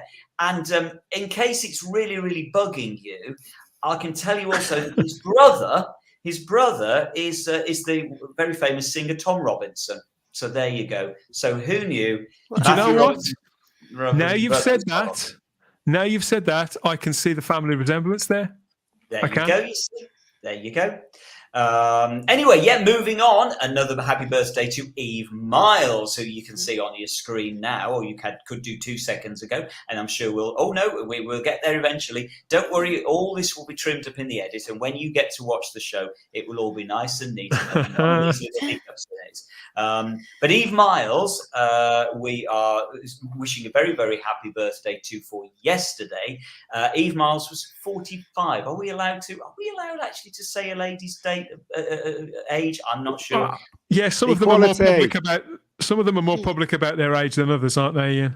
Well, equality. That's all I can say. I'm afraid we've done it now. Anyway, she was 45 yesterday. Very, very happy birthday to Eve Miles for yesterday. And of course, she played Gwyneth in The Unquiet Dead to begin with. That was when she was first cast, and then of course she as a result of that she returned to Torchwood to play Gwen Cooper, who apparently Russell T Davies assures us, although they've got similar sounding names, they're definitely not the same. There is no family link there, which surprises me. I always thought Russell would have sort of run with that the fact that they could have been linked through the years. I'm just thinking in the show, I'm sure when it was the two-parter, when they all came together in Who, I'm sure a character said Stolen Earth. Said, "Oh, have you got any relatives in Cardiff?" And she said, "Yeah."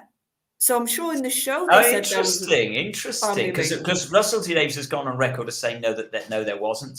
He can't even keep track of what is written. No, I think we know that Russell, with the best people in the world, I think he is, in the nicest possible way, somewhat of a contrarian, and particularly if he's on the press circuit and people are pressing him for answers, he'll say what, and in that moment, I'm sure that it's completely right, but he may have given that quote in between those appearances, because that definitely happened exactly as Charlotte describes. Okay. Yes, it did. I mean, for me, Eve Miles as Gwen is alongside John Barrowman they are Torchwood. I can't think of this show without either of them ideally together. But certainly if you remove both of them from it, then it's not Torchwood anymore. I mean, I was fancy the pants off this woman. I think she's absolutely gorgeous. But I think she's a really good actress as well.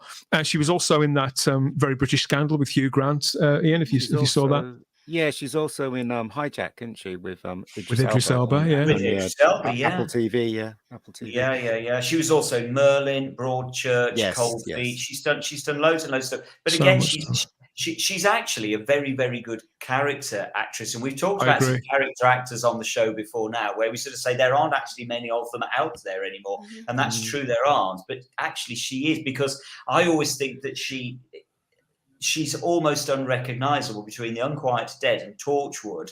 Yeah. It was a while before I actually clocked that they were the same actress, because she's very good at playing different parts. A good British character actress. When you see somebody like her, who, as you say, no real makeup, no disguises, no silly wigs and glasses. This is how you can believe that people wouldn't put two and two together that Clark Kent is Superman, when people like Eve are so good at what they do. Because she's like that in every role that I've seen her in. I've seen her play tarts. I've seen her play really sort of buttoned-up characters, quite prim and proper people, family women or single mums. I've seen her play every man. I've seen her play complete psychos, and I've seen her play police women too. I think she's absolutely fantastic. And there's a lot of fans of Eve's in the live chat too. She got deaded by the Guelph, says Peter Harrington. And here we've got a comment from Mark Cockram, who says too that she's really good in Hijack on Apple TV, and that was what you were saying, wasn't it? Yeah. Plus, I just think her Welsh accent when she uses it is so lovely. It's like such a lovely accent. Well, and it's interesting because you won't be remotely surprised to find out that she was, of course, born in Wales, somewhere completely unpronounceable, and that begins with Y. And that's all I can tell you about where she was born.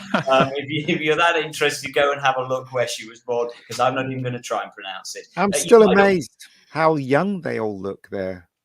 Well, they were. Because it was a long time ago. 17 years ago now, believe it or not. Oh, gosh.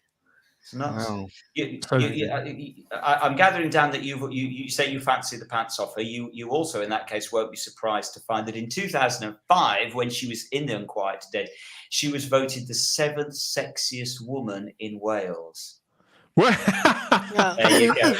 Sexiest woman. Who were the only other 7? Oh, well, Ruth Maddock would definitely be one of them. Catherine Jenkins. I think Ruth would have been in there, but obviously number one has to be Shirley Bassey. Who else?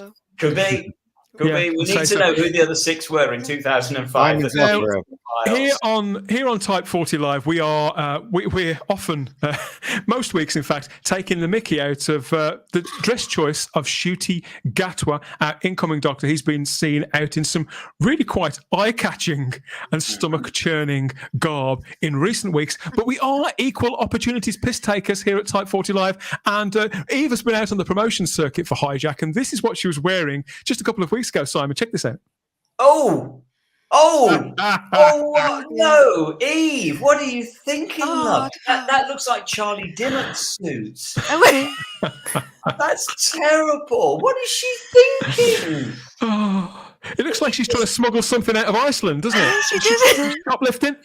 It is. It's a smuggling jacket. It's got to be, hasn't it? That's what she uses to stuff fish fingers in Iceland. You're right, Dan. And clear eye. That's terrible. Eve, come on. It's one of those things that she's kind of going against type, isn't it? She's thinking that she's so sexy as she is that she can get away with wearing a bin liner. But that's she doesn't look too bad. I just think, it's I'm not going to say it, but hey. No, that's it. Just looks like she's borrowed a jacket off like her husband or somebody.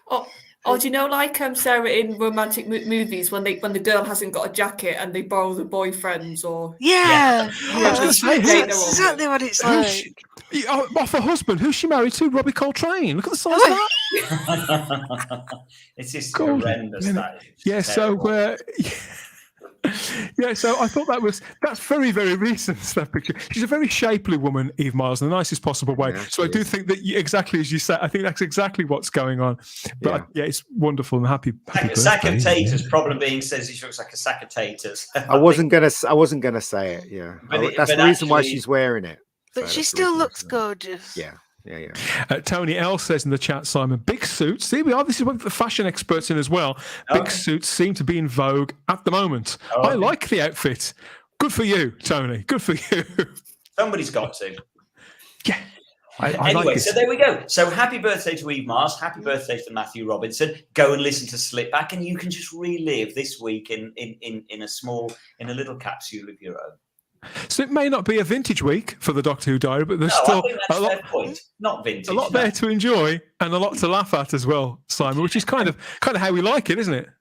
Absolutely. And don't forget, when we come back, we're moving into September time, when Doctor Who always used to restart fresh. So there are going to be lots and lots of great episodes to start talking about soon in the diary. So stay tuned. Don't forget to hit like and hit the little cloister bell so you get the notifications, so you can come back. And when we're talking about, I don't know, Horror of Fang Rock, Destiny of the Daleks, whatever it might be, it will be kicking off in September. Stay tuned.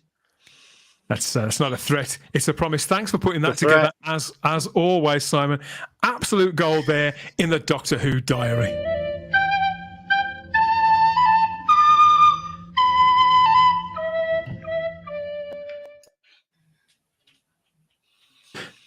It's that time again, everybody. It's time. Ian is never more delighted than when he hears that sound and sees this familiar picture there come up on the screen of Peter Davison waiting for the smallest room in the house to become free.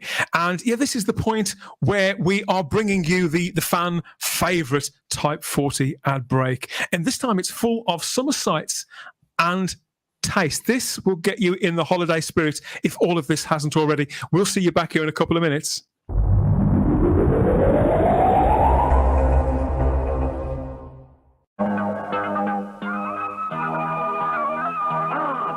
Doctor Who ice treat. Observe a choc top, vanilla and interstellar choc chips. Necros, cloudless skies. Interstellar choc chips. Pity he couldn't stay. Meet Streets Doctor Who with interstellar choc chips in packs of 10 at supermarkets now. But Doctor Who invented them. Who else? The new Doctor Who toy collection, featuring the 12th Doctor action figure and all your favourite characters. Daleks are the supreme beings. Join the Dalek Empire with this awesome Dalek attack vehicle. Let the invasion begin and battle the Doctor through time and space. Exterminate! Connect the time zone playsets. Build bigger adventures. Become the Doctor with the new touch control sonic screwdriver. The ultimate Doctor Who toy range from Character. Attention all Daleks, look for these special Doctor Who packs of Weetabix. Each one has one of these 4 Doctor Who action games, 3 of these stand-up figures, and a secret message from the Time Lords. We must capture these special packs of Weetabix and exterminate. Collect the special Doctor Who Weetabix packs and enjoy your daily wheat, while stocks last. Exterminate!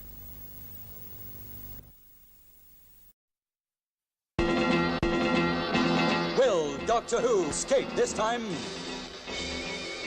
Buy Wool's new shape Skyray with double flavors of raspberry and orange.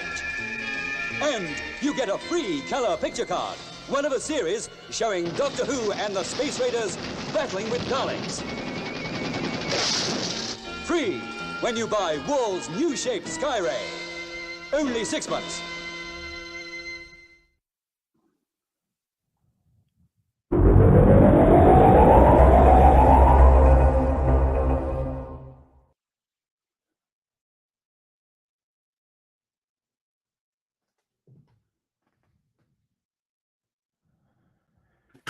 Hey, welcome back to Type 40 Live, your live stream magazine format Doctor Who show, clocking all the fixed and not so fixed points in the Whoniverse, both off and on screen, with you in the live chat there on YouTube, Rumble and on Facebook. Yeah, hello, everybody out there. Keep the comments coming, everybody. Follow us on Rumble. Subscribe to the channel here on YouTube. And if you're over on Facebook and you want to get some questions in and join in the comments, you've got to forget to click the little blue link there. Okay, and let us know what you think of it all through the social medias, Instagram and Twitter, at Type40 Doctor Who. I'm back here with the panel here in the console room to get stuck into some more Whoniverse happenings over the last week or two, things we've been saving up and things that are just sort of breaking, really. And if you remember, this was the big news last week. Yeah, it was Comic-Con. We've mentioned the Comic-Con disappointment. We got some lovely bright new posters, Simon. They kind of match your shirt. Oh, they do, don't they? Look at that. See, I'm just so themed, aren't I? Yeah, great stuff. And along with that, we've got this brand new strap line too. And we have we got Shaw? Have we got a strap line? She's smiling at me. She's smiling at me from the green room there. Okay, let's bring her in. Is that because she's breaking wind? Hey! Do you know how long I've had these glasses on? It's actually hilarious. I've been doing this whole time. I'm so sorry. Can you all hear me? Am I actually on? Yes. Yes. Am I lagging?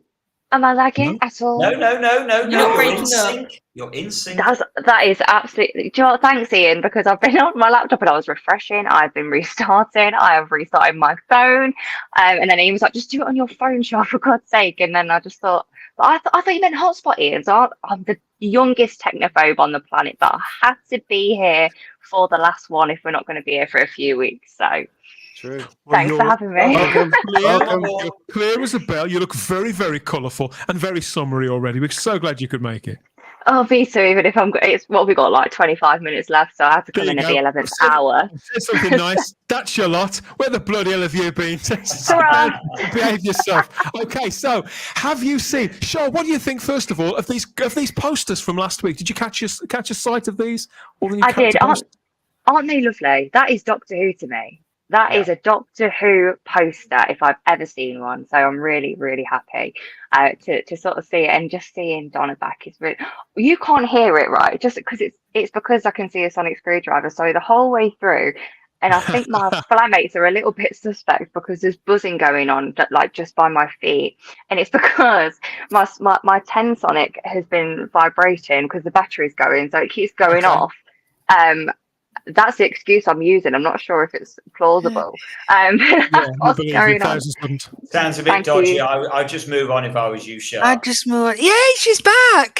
She's causing us to know with a sonic that she's back. Where have you been? Sorry. Where have I been? I've been upstairs. It's one in, one out. You're not the only one. I do like those pics, says Grand Moff Miranda. Oh, good. Yeah, they're good. They're great. They're really great. We've got some extra ahoys coming just for you too, Shaw. There's one there from Jackie too. Thank you so much. That's Love Shaw's cool outfit, says Gary Akers. And he's a bit of a fashion icon himself. The amount of caps that guy's got is nobody's business. That's there too. Mark Milford says these look like Blu-ray covers. Well, they do sort of. Yeah. I can see that. They do, don't they? And as well as these posters, what was revealed afterwards at Comic-Con was this brand new strapline that's going with everything. And the universe just got bigger, is what Disney Plus are going with there, Simon. And it says specials coming soon. New series streaming 2024. We've had several straplines, haven't we, over the last, well, certainly since the TV movie with that He's Back and It's About Time. We didn't really get them during the classic era, did we? They are a little bit cheesy, aren't they? But they're necessary evil of modern entertainment. Or is it something you think is actually quite old hat now? No, I have to be honest. I like straplines. I always think straplines are good. What annoys me when you have really sort of spurious straplines that have absolutely nothing whatsoever to do with whatever they're strapping. But that's good. The universe just got bigger. I like. But of course, really, the cynic in me, of course, says that's just because Disney are on board, and so suddenly they've got hold of Doctor Who, and there we go. That's it. So it's a slightly I don't know. It's got a slightly bitter taste to it. The universe just got bigger. What I do like about that, though, is that the Hitchhiker's Guide to the Galaxy is actually kind of in Doctor Who universe. So it kind of all sort of ties together for me. But do you know what? I'm sort of over the whole Disney's got rights or whatnot. Just give me the show back. I don't care anymore. You're going to say, yeah, this is happening. We've known about this for quite a long time now. Yeah. It is strange to see that logo one next to the other like that on these new pin badges, but I do quite like this strapline. So I think it's harmless, and it could reach people. I think it could reach people, Simon, who are sort of floating. They might not necessarily be normies, but maybe they don't watch so much fantasy as we do, and it could reach them. Is what I'm thinking. That's what I'm hoping anyway. I think that's what they've got to do. They've got to go for the people, just like they did in 2004, the people who may not necessarily watch this kind of TV, and Disney Plus is potentially the biggest platform to do that. It's still got a lot of subscribers. It's interesting that Richard Brooks in the chat says the access just got smaller. Oh, it did. Yeah. It did. He's got a point. 25%. Is it down? They're selling 25% of Disney or something like that. I can't remember what's happening. Well, that's a different question. That's the Disney Corporation, isn't it? The entire thing. I think what he could be talking about is the access just got smaller. No, I don't. I actually don't know what Richard means there. I don't. Well, know I presume what he's referring to is the fact that it was Doctor Who was available on a number of different platforms, certainly around the world, and now it's not. Australia, like Australia, for example, for Matt. So I think that I'm guessing that's what he. And the stuff that's now looking like to do with physical stuff as well. That's possibly gonna. But it's got a lot more physical access. Media. It's got a lot more access to viewers now than ever. So if this error fails, then that's a good point. You know what I mean? So, can I ask something? If it's I don't know if it's actually kind of okay to ask on a platform. Give it a go. I'll wait for you to be like, shut up. But if it's on Disney Plus, then do we need to pay our license fee? No, we don't. Oh. Okay, all right, I'm on board. Disney Disney Plus is international rights. Yes. So in the UK, it's still a BBC production in a way. It's going to be shown like a BBC production. So it's going to be on iPlayer and on telly. Outside the UK is when Disney's going to be the one technically putting it out there. So if you want to watch it in the UK, you'd have to buy your license. Yes. Or if you've got a VPN, you could watch it on Disney. With my Wi-Fi in, I don't think it's been very reliable, has it? VPN, don't overcomplicate things for the girl, mate. Okay, we've got a comment here from Henry in the live chat. Hi, Henry, who says, so he's got a question here. I'm shocked that Russell T Davies has passed on the chance to do a panel with Shooti and Tennant together promoting the new era with the 60th news and teasers for Series 14. Imagine the hype that would generate. In this instance, Henry, Russell T Davies actually was all for doing that. He said he was in Doctor Who magazine. It does appear to be the reason why we didn't get that at Comic-Con. It does seem pretty conclusive now. It was down to the writers and now actors strike that's going on in America, which although it doesn't affect equity members in Britain, they have come out in sympathy in some ways there, and they certainly internationally, they're not going to go to a foreign country and effectively become international scabs. That's how it's gone. I was as disappointed as you are, Henry, and it does seem very cruel on Doctor Who in its 60th anniversary year, but we are where we are, I suppose. And what I think was particularly cruel was sending out emails to everybody who subscribes to Doctor Who News saying that the Doctor will be at Comic-Con and wasn't. What were they thinking? Why send an email out that says the Doctor will be at Comic-Con? Maybe it's one of those one of those things that automatically went out. Maybe I don't know. It went. I don't know. It went out like the day of Comic-Con, so they knew by then. Yeah, it's like we said though. We just felt so sorry for any Doctor Who fans. Yeah, I'd already purchased the ticket. Yeah, and we're looking forward to it. Oh well, Doctor Who fans have sort of move along. It's the timing of it all. I mean, the last time we had an anniversary, the scheduling of the London Olympics interfered with that as well. I think the London Olympics, that was 2012, wasn't it? Come to think of it, but it was the London Olympics that caused Stephen Moffat to come up with the idea of splitting seasons, and that became sort of the thing for a couple of years, certainly through the anniversary year then, which I believe actually harmed the show. And it's the same. I think it's the same with this. I think it did as well. people taking the show. I've spoken about this before, the complacency that exists sometimes within the BBC, whereby they think that Doctor Who's got such a dedicated audience anyway, that if there are people that can be mucked about and are always going to go out of their way to find it anyway, Doctor Who fans will do that. And in some ways that was true in Britain, but it won't be true internationally. They've really got to synergize with this. The BBC aren't very good at that, so we'll see where they go. Maybe Disney and Sony and everybody else will make them up their game. Maybe the fact that they've taken a back seat to this, maybe they'll have no choice. Maybe they'll listen to Disney and Sony and even Bad Wolf, but I suppose we'll find out in due course. Now, as regards, obviously they weren't there at Comic-Con, but David Tennant was at a convention recently. This was in Basingstoke, so this is a bit of a white pill, I think. I really rather liked this. So check out this video of David Tennant talking to a fan at this recent event here. Check this one out. Where are we? We've been back with the Doctor. Yeah. Of course, we can't tell anything because that'd be defeating, wouldn't it? Exactly. But in your own words, how would you say like this is going to be? Like it's going to be exciting. It's going to be. I think it's going to be quite unexpected. That's why. But not the surprises, you think? Yeah. Oh yeah. Oh definitely. Like the old days. Yeah. Exactly. Yeah. I think there's stuff that people do not know is coming, and there's some stuff that people do know is coming, and that's all cool. Well, and me. Yeah. I think it's gonna be great. Yeah. I can't wait to see it. I hope you enjoy it when it comes. So Hugh Grant! quite unexpected, he says, like the old days. Yeah. Oh, the way his face lit up at that. That's either Matt or Hugh. That's all I can say. I don't think this guy was pressing him too hard. I think he was just sort of showering him with affection. He had his moment with perhaps his boyhood hero, who knows? But you can see the look on David Tennant's face. He's well practiced at this kind of thing, isn't he, Ian? Keeping it buttoned because he's signed his NDAs and all. But he can't hide the glee on his face that he knows something that we don't, I think.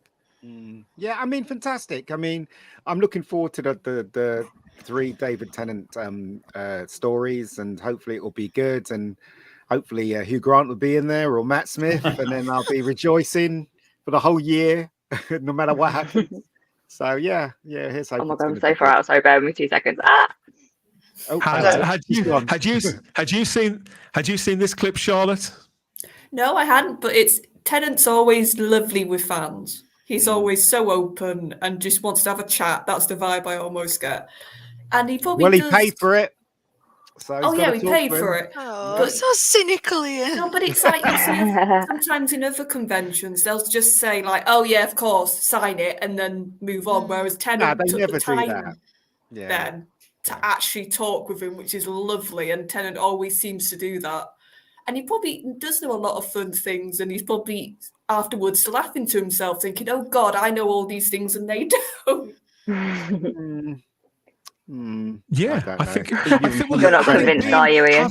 No. Having been a fan, I don't think you can hide in a situation like this. He's not at a press call. He's just with one. No, I don't think you can. He doesn't. I don't think he knows when he's signing these things in a split second. He knows that sometimes he's probably aware that people are taking pictures, and he may be aware that he's being filmed, but not all the time. And I don't think you can keep that up for hours on end. Can't fake it. No, not to that extent. I don't think you can. He's an actor, so he can probably. But but that's not all actors can. Yeah, but I mean, as witness, Matt Smith is probably the best one when it comes to fans. I mean, he's brilliant with the fans, old Matt Smith. And there's something about Matt Smith when he talks, you can tell it's all genuine. But I'm not really sure about David Tennant there. I'm thinking maybe he's thinking, I wish this guy would go away a bit. Do you know what I mean? That's the vibe I got from him slightly. Well, no, but that's just me, right? I remember once I saw him at an American convention, and he had a whole story about going to a Target store. And he basically, it started off with that, and then he saw the audience had like a reaction. And he just did the whole story then about how he said it wrong because he's British. And that's what I mean. He seems to know how to interact and how to, if somebody's giving him energy back, he seems to want to react to it. And that's what I mean. He's brilliant for it. They're great. They're great because, like, I think wasn't it Matt Smith that put a disguise on and walked through Comic-Con with the disguise all the way? Was it He him? did once, yeah. Yeah, he did. Yeah. I mean, they're brilliant. They're absolutely brilliant. Those. I mean, you can tell that they love what they do and stuff like that. But I said I'm not convinced with Tennant there. I'm not convinced at all. But such what aren't you convinced about that it isn't going to be some? No. Let me finish. Can somebody let me finish? I'm saying go on. What? No, but. What aren't we convinced about? What aren't we convinced about? What is he lying about? That it isn't going to be something special? No. I'm joking. Obviously, I was saying that. I was saying that maybe he's thinking, oh God, let this guy go away. Come on, move on to the next person. But he probably wasn't. He's he looks kind of genuine. So I mean, I'm getting a little weary of David Tennant, for example, doing his thing with Michael Sheen. I think that's all very over rehearsed and a little bit phony. I'm sure they're both decent enough guys. I mean, I think Michael Sheen's politics is ridiculous. But I'm sure they're decent enough guys, and I'm sure they do like each other. But I think that is becoming really, really over-egged. But in little moments like this, I do think that I'm not being too. I'm not being. How can I put this? I don't think it's too much to take moments like that with one single fan at a convention at face value. I think that's perfectly fine, but maybe that's just me. I don't know. Jackety says here that David Tennant is always switched on. I'm jealous of his charisma. Okay. I agree with that. I would too. Yeah. You can't see it, but you can't say he hasn't got charisma. Like that would be ridiculous. I have met him, and he is very lovely. But yeah, I'm sure he is thinking, oh, here we go, another one who's paid a ridiculous amount of money to get a photo. Who knows? I don't know. Oh, I'm sure he is. I'm sure he wasn't thinking, oh my God, I'm so, that's Shaw Ramples. I know that he's not thinking that. But I think, I don't know. We never know. He could be totally disingenuous. What's the word? Like ungenuine. I don't know what the word is for that. Yeah. But yeah, I'm just not thinking it at all. But I don't think so. I think because he was such a big fan, he understands. Yeah. So it's like he's been in our shoes. We've got a question here from Mark Milford who says, is that the Pertwee arm tattoo on his shirt? Yeah, I know. John Pertwee... Go on, sorry, Dan. Well, John Pertwee had a tattoo on his forearm, didn't he? That did look a little like that. Yeah, I know. I've been trying to work that out. To begin with, I thought it was a question mark. Yes, and I thought if it was a question mark, that would have been really, really cool because that would sort of tie in with sort of classic Who with the question marks. I just think that would have been a nice thing to have a question mark. But I think it is a snake, isn't it? It is a snake. Yeah, and now I can see it in that photo that it's a snake. It's a bit of a weird T-shirt. It's just such a prominent graphic. Is it to do with Good Omens? Because he played this. It was the snake in the Garden of Eden. Oh yes, his demon. Oh, who knows? Character is very snake-like. Yeah. Yes. I was about to ask, Shah, when you met him, what kind of vibe did you get off him? Even though it was very short, but what kind of vibe did you get off him? Oh, lovely, so lovely. And I said something like, "Oh, welcome back" or something. He seemed really excited. He's probably heard that a million times from everyone else that came before me. Nice. And he seemed really excited by it. And then we all saw the photo. We just like grabbed me. I said, "Can I give you a hug?" And he was like, "Yeah, sure." I didn't realize we were going to take the photo at that time. And then I don't think we could have been holding each other any tighter at that point. So I was just like, "I'm going to cling on to this for the few seconds that I've got." But he was more than happy to have a bit of a chat. But yeah. It's a good hugger. I'll give him that. Yeah, no, it was lovely, and it was arguably, as much as I adore Matt Smith with all of my heart, arguably better than when I met Matt.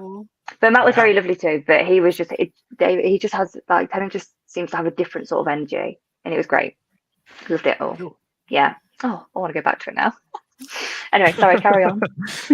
So obviously that's the team. This is the team. This is the squad that is back for the 60th anniversary specials. David Tennant there with Catherine Tate, Julie Gardner and Jane Tranter there from Bad Wolf, Phil Collinson back as executive producer, and the showrunner Russell T Davies at the top, giving it his best. That's Wallace and Gromit smile. I think that's what we call that one, Sarah.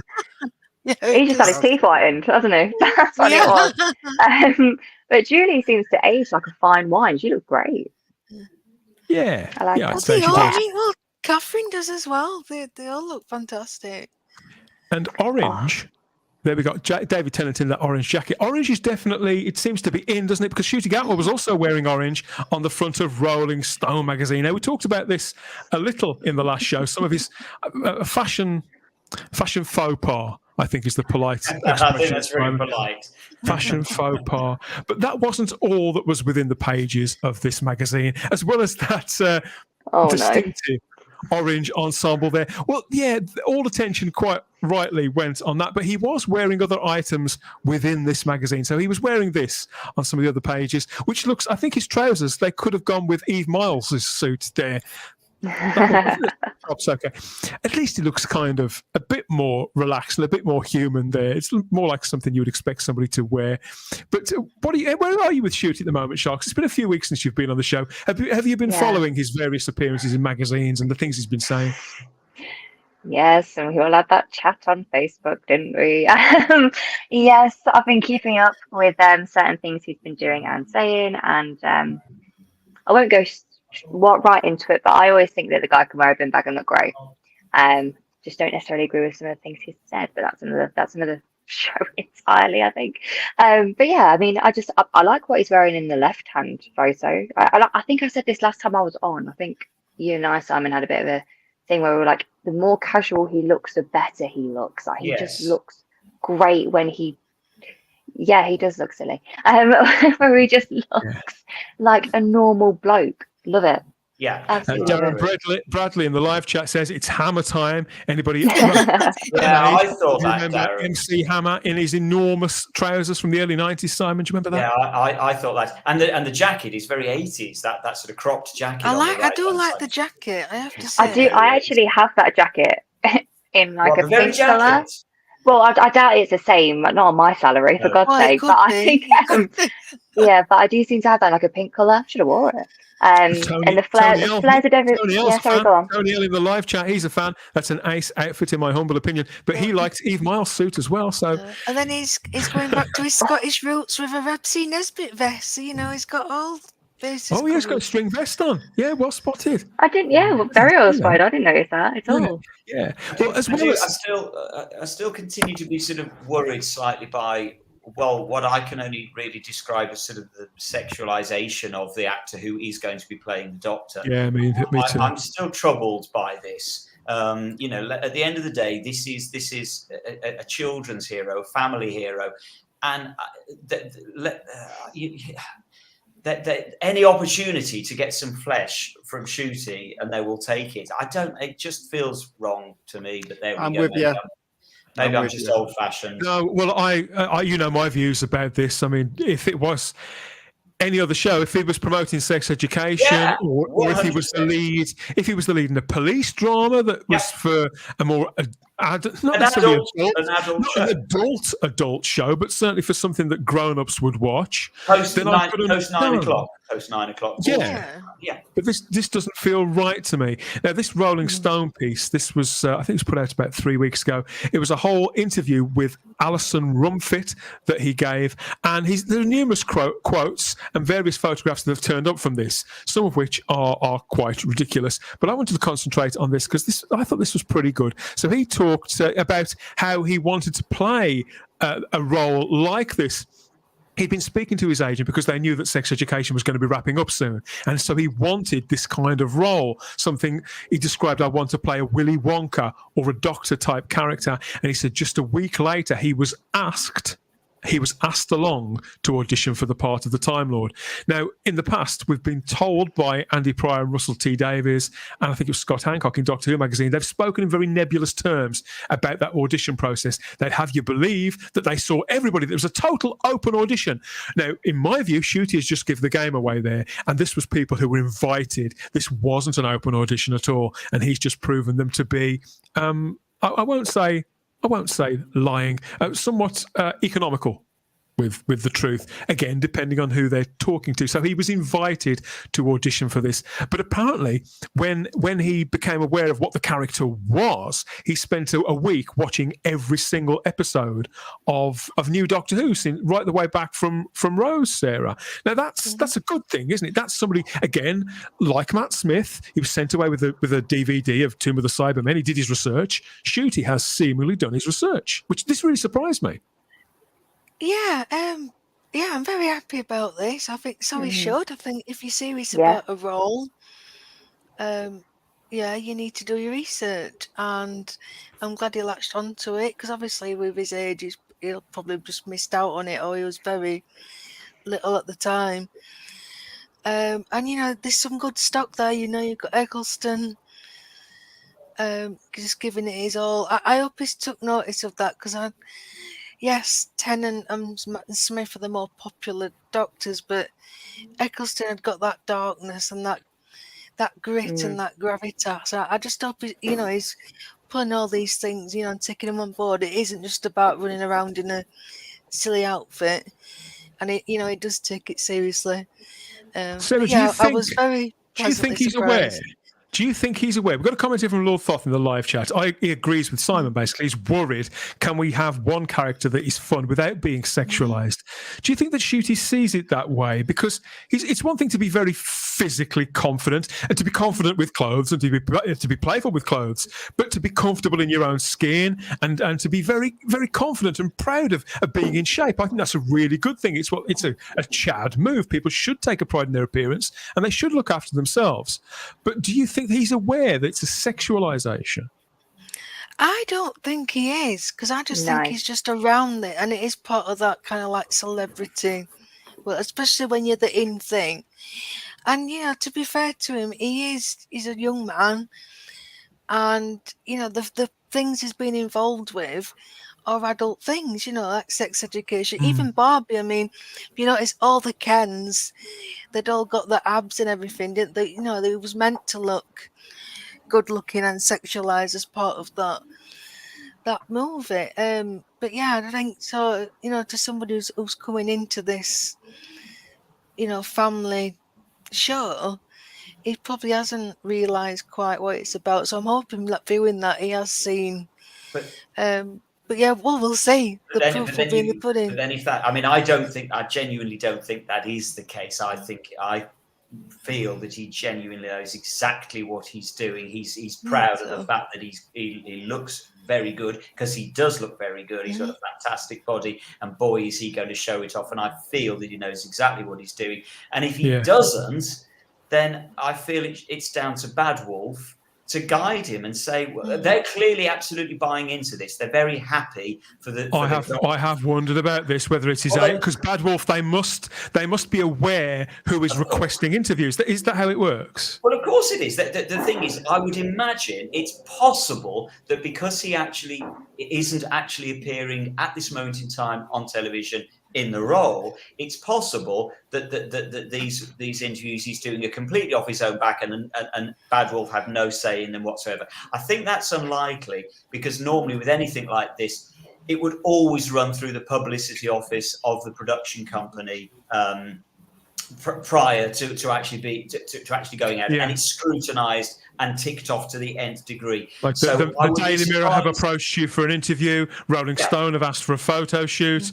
You either approve or you deny it. We've got a comment here from Crimpling de Bloon in the live chat, which I think is really interesting, Shah. He says that I feel I've seen too many photos of Shooti now not to see his doctor as Shooti rather than the doctor. So what he's saying, I think, is that Shooti is becoming a celebrity who he wears this, he goes there, he does that. And that's already eclipsing the role that we haven't even seen him play on screen anymore. How do you feel about that? Or is that just modern celebrity? Do you know what? Honestly, I mean, everyone's made such amazing points. I've changed my mind about 3 times on that. And I think it's more... this, but he's right. I think he's got a point. I haven't. I think he's got an excellent point. But, and this is another time where I'm going to be like, because I'm really conflicted with it, because on one hand I'm thinking the doctor, if you're going to take on a role that is a huge responsibility, and much like doctors in the past, no, Tom Baker, I'm going to just give that to him. You know, not smoking, not drinking when he was around people, you know, making sure that he was the Doctor. Like, I'm going to say, I think William Hartnell did the same thing, made sure he was the Doctor around his audience.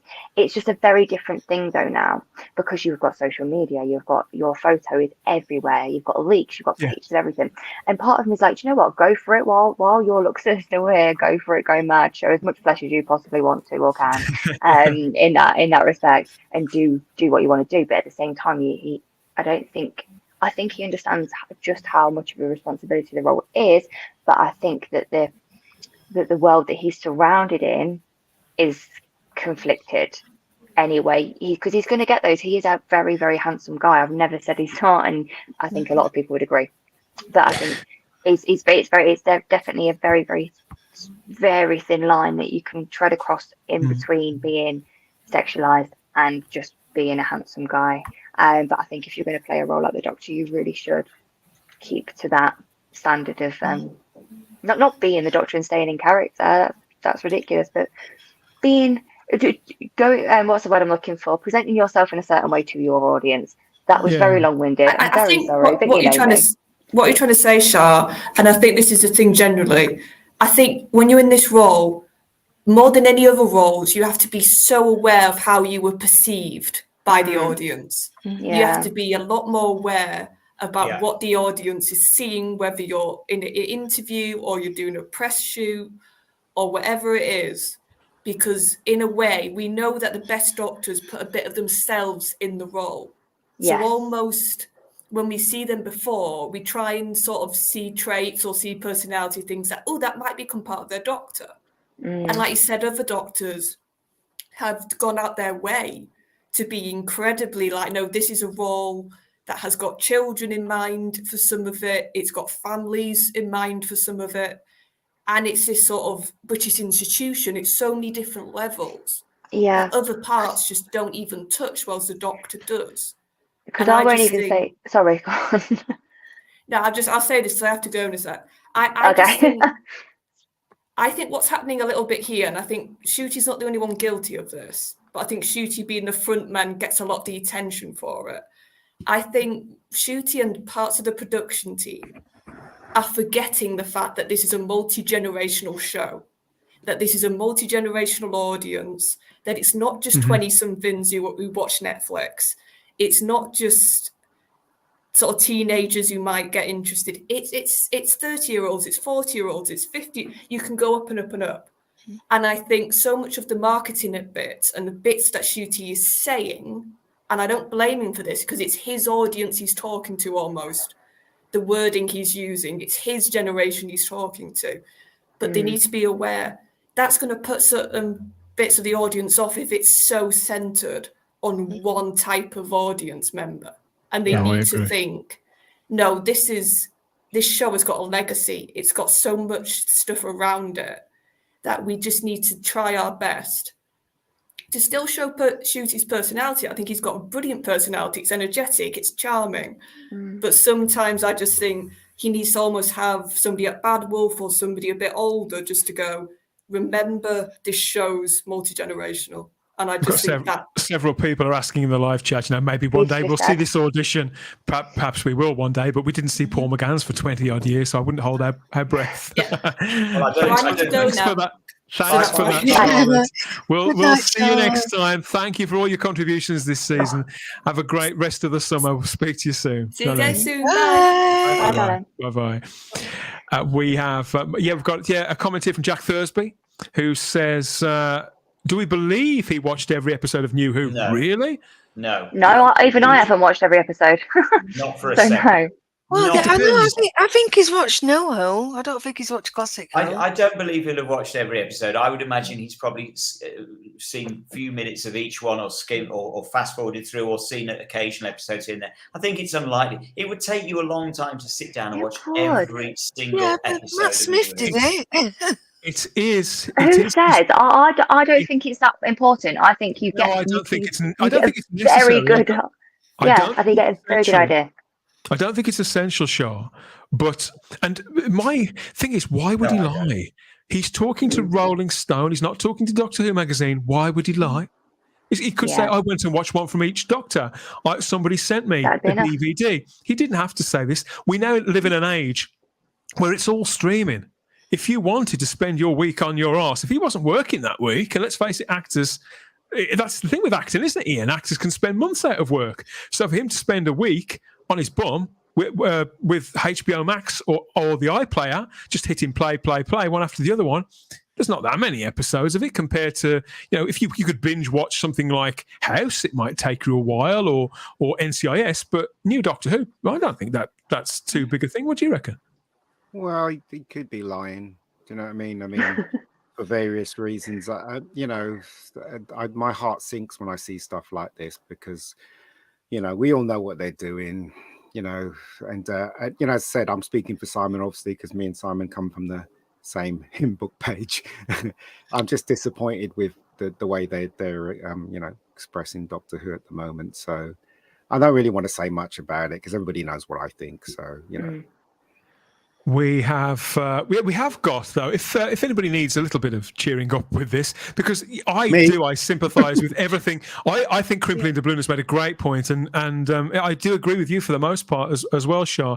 But Shooti did give this interview to Rolling Stone, which I felt. Now, I suppose if we want to be uber cynical, we can say, maybe he's lying about this. But again, I don't see why he would. So he said, this is the first quote. He says, "My doctor is emotionally vulnerable. He hides it with humour, but he's lonely.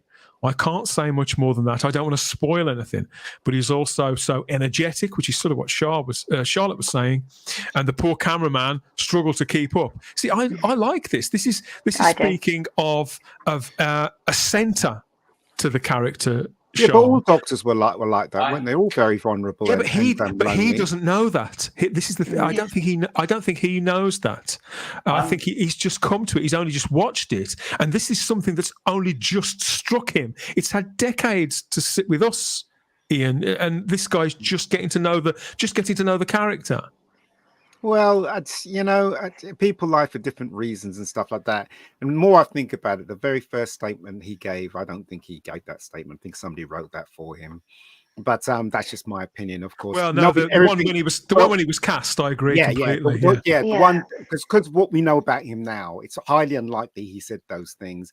And because when he speaks to magazines, he sounds totally different, doesn't he now? Yeah, yes. I mean, he's saying my doctor's vulnerable and hides with humour, but then all the doctors were. Do you know what I mean? So this is nothing new here. I'm just going to be terribly, terribly cynical here for a moment and say for a program that preaches about inclusivity, calling cameramen. Nobody calls cameramen. Sorry, Shooti, they're camera operators. They have been for a very long time. It's very, very sexist to call them cameramen. It's not very inclusive, is it? Let's be honest, Shooti. Shooty's halo is slipping there. He went on to say, I fell in love with it. There is undoubtedly a special quality about Doctor Who that's hard to deny. When you watch it, you forget all your troubles. You go to space to another time. You have adventures. This is exactly the kind of thing that we've been saying on this show about the programme and about the character. And we've been saying that going back to simply this, that escapism, adventure, this is what we want. In this interview, in these passages, I believe this man is very much speaking our language. And yet these statements have gone largely unreported and unrepeated on social media and on YouTube because they're not so political. There are. Go on, Simon. Sorry. No, sorry. All I was going to say is, do you really feel that this is breaking any boundaries at all? This feels very, very. It feels very pat. It feels very. Simon, I don't think it needs a cornflake packet to me. Well, it is, but when you consider the publicity we had with Jodie Whittaker, and she was all about it's the glass ceiling, and it's all about women. So it's almost like you can't win. He's not stirring the water. He's saying what. He's seen in this show what we see in this show. Yeah, but there's no guarantee he said this. Do you know what I mean? Because even when I have interviews on magazines, everybody knows this. Somebody else comes in and they rewrite what he says. So there's no guarantee that this man said this at all. So what do you want from him then? What do you want from him? I'm just, the question is raised. Whether he said this or if it's and my answer is I don't know. This could be written for him. That's what I'm saying. I'm not arguing the point. I mean, I'm not saying that. Allegedly, this journalist they went to a photo shoot, did actually sit down with him. It wasn't something that was given over the phone. It was a big piece in Rolling Stone. They took the pictures and they sat down. There's a video that goes with it as well. Well, let's hear him say it. And if he says it on a video, then he's literally said this. But he says the video is a sort of package edited together of him saying other things, which are a little more. I mean, it's him speaking them, but it's probably half an hour's or an hour's worth of conversation squashed down into about 2 minutes, which is fine in itself. Well, in that clip, he says things which are okay too, but they are very kind of the kind of things he said before. Whereas what attracted me to this, because I've read the interview, again, not many people making content on YouTube have bothered to actually read this article. I have. This is what stood out to me because it's something I've never seen him say before, and nobody is quoting him on it. I've been in recent months. I have been growing in my cynicism towards not necessarily him as a person, or even him being right for the character, but in his mindset, the choices that he's been making while he's been in costume. I made a whole video about it. But when I read this, I thought, thank heaven, he's at least. I mean, this message may get garbled between this point or whatever ends up being on screen, but at least it's gone in there. At least he doesn't just see it the way that Whittaker saw it, as some sort of children's entertainer or silly superhero who wears a slogan on a chest and things like that. This is a man who's seen inside the character. And you're right, Simon. It breaks no new ground at all, and for me, that's the relief in it. This is the purity of the character. It's not the character that Hartnell. If it's not the character that Hartnell devised, I think it's the one that particularly the Pertwee, from Pertwee onwards. This is what it's been about. Sorry, Ian. I'm just saying, maybe he said it, maybe he didn't. We don't know. We really don't know unless we hear it. If it's on video. Yes, but Dan is saying it's only bits for the video. We need to see all of it. If he says it in the video, yes, he said it. Yes, we do. It doesn't matter to me. It doesn't really matter whether and also it doesn't matter to me either. But you're making a strong point that it's nothing new here. This is what Doctor Who's all about, and you are making a strong point there. But you know what, right? Again, I will keep saying this, and I will keep saying this. My fingers are crossed. I don't think he's the right person to play the Doctor, but I'm hoping it's going to blow me away, and Doctor Who will be back. That's why I'm hoping it is for you as well. He finished off with this person survived a genocide. This person fits in everywhere and nowhere. I am the Doctor. The Doctor is me. I decided that I had to get this role.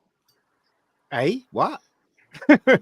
Really? This is something I've also heard several actors who played the Doctor in the classic show say versions of. This person fits in everywhere and nowhere. Okay, but the slight problem I have with that, if he knows the Doctor so well that he thinks the Doctor is him and he decided he had to get the role, why did he need to go watch every episode of New Who to get into the character?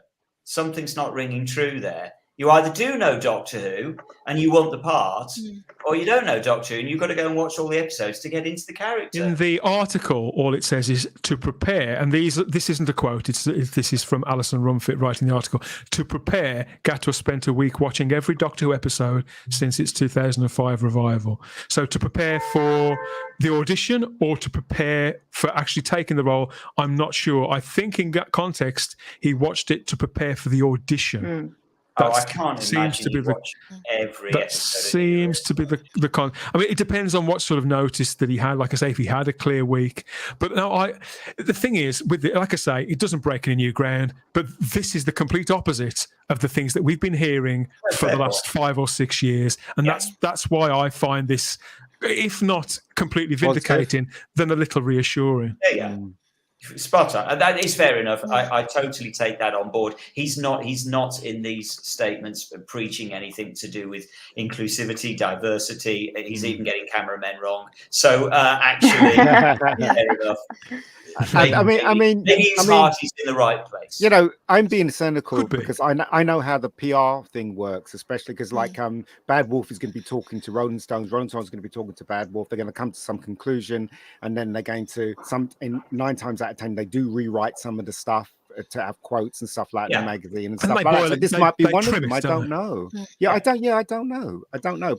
But you know what? Again, I'm still gonna say I'm fingers crossed. You know what I mean? So hopefully it's gonna be good. Mark Milford says this looks like agenda-driven media. We never hear much about the show itself. Well, at least here they asked him. They asked him about a lot of things, and there was some of the standard answers that he gave that have been reported quite a lot by the fan press, by the fan media, about all the things you would expect him to say. The stuff he said before, the bland stuff about inclusivity and representation and all that kind of thing, which does come off as thin. Well, it's a checklist though, so he has to just toe I the don't line. remember. I don't remember any of the doctors getting this much press. But then again, he's been attached to the role now for a year and a half. I think we said this when it was cast. It's got to be the biggest run-in time we've ever had, and so I suppose they've got to keep him in the media. I think it could be a point approaching the point. And bear in mind, we're not going to get to see him properly until Christmas. Then a full season till March. I think Crimpling Doubloon's right about this. They could be shooting themselves in the foot with this. Who else? We have Richard Brooks again in the chat. Lots of messages. Thank you, everybody, for all of this. I don't I'm going to see be really it. dull and just contradict you slightly there, because I think Peter Davison was cast equally long before was we it? saw him. Yeah, and we didn't get much publicity for him, and he was a big celebrity, a massive celebrity at the time. Well, and so Mark is right. We certainly I have never had this much pre-publicity for a Doctor before he's appeared on screen. I don't think. And that's not a good or a bad current thing. time that we're living in. That's all. It's just It's not necessarily a bad thing. It's just, as you say, it's the way the world is now. Looks like I know, Henry's but seen I those was- videos too. I just want to look at what Henry said. Yeah, here, go Sean. for it, yeah. Henry's seen these videos. As the interviews that he's given on camera about Doctor Who have all included him giving the usual guff about all those things and the importance of political messages via TV. All of them. Yeah, Henry's probably watched the same videos that I have, and I did think about bringing those on screen as well. But to be honest, they're just remixes of the things we've heard before. And I don't like that he's repeating those things over and over again. But what interested me was the things that people aren't reporting and holding up as some sort of standard, because it does point to it doesn't completely vindicate him. It doesn't mean that everything's going to be okay, but it does mean that there is another side to this, and that things might not necessarily be as bleak as they're starting to look. Sorry, Shaw, what were you going to say? Oh, I've lost my train of thought. Oh, yeah, that was it. So I just think with this whole, I think it is such a bad mistake that we're having this much preamble over something that we are nowhere near seeing yet. And it just begs the question, what the bloody hell was going on in BBC Studios with the whole Jodie to, Whisker and Jodie, and for God's sake, Charlotte, it's getting late, Whittaker and Chibnall era to the RTD era, because I've heard a couple of things, and I won't say anything because it might be completely false, and now I have egg on my face. But the amount of things that must have gone on, the amount of chats that happened, the amount of panic, I think, has ensued, where they're just thinking, you know what, we may as well just chuck it all out, give everything, just completely reset. And it's just sort of gone the wrong way, because the longer it's left, the more opportunity Shootie's got to say things that aren't going to really sound great, the more things he's going to be invited to. He is becoming a celebrity now. We've not even seen him on screen for a second yet, apart from the trailer. And I just feel like there's something more to this, and there's definitely a reason. These guys are a business, they need to make some money, and I just feel like everything's being thrown at it. And if it turns out to not be what we want it to be or expect it to be, it's going to be such a shame.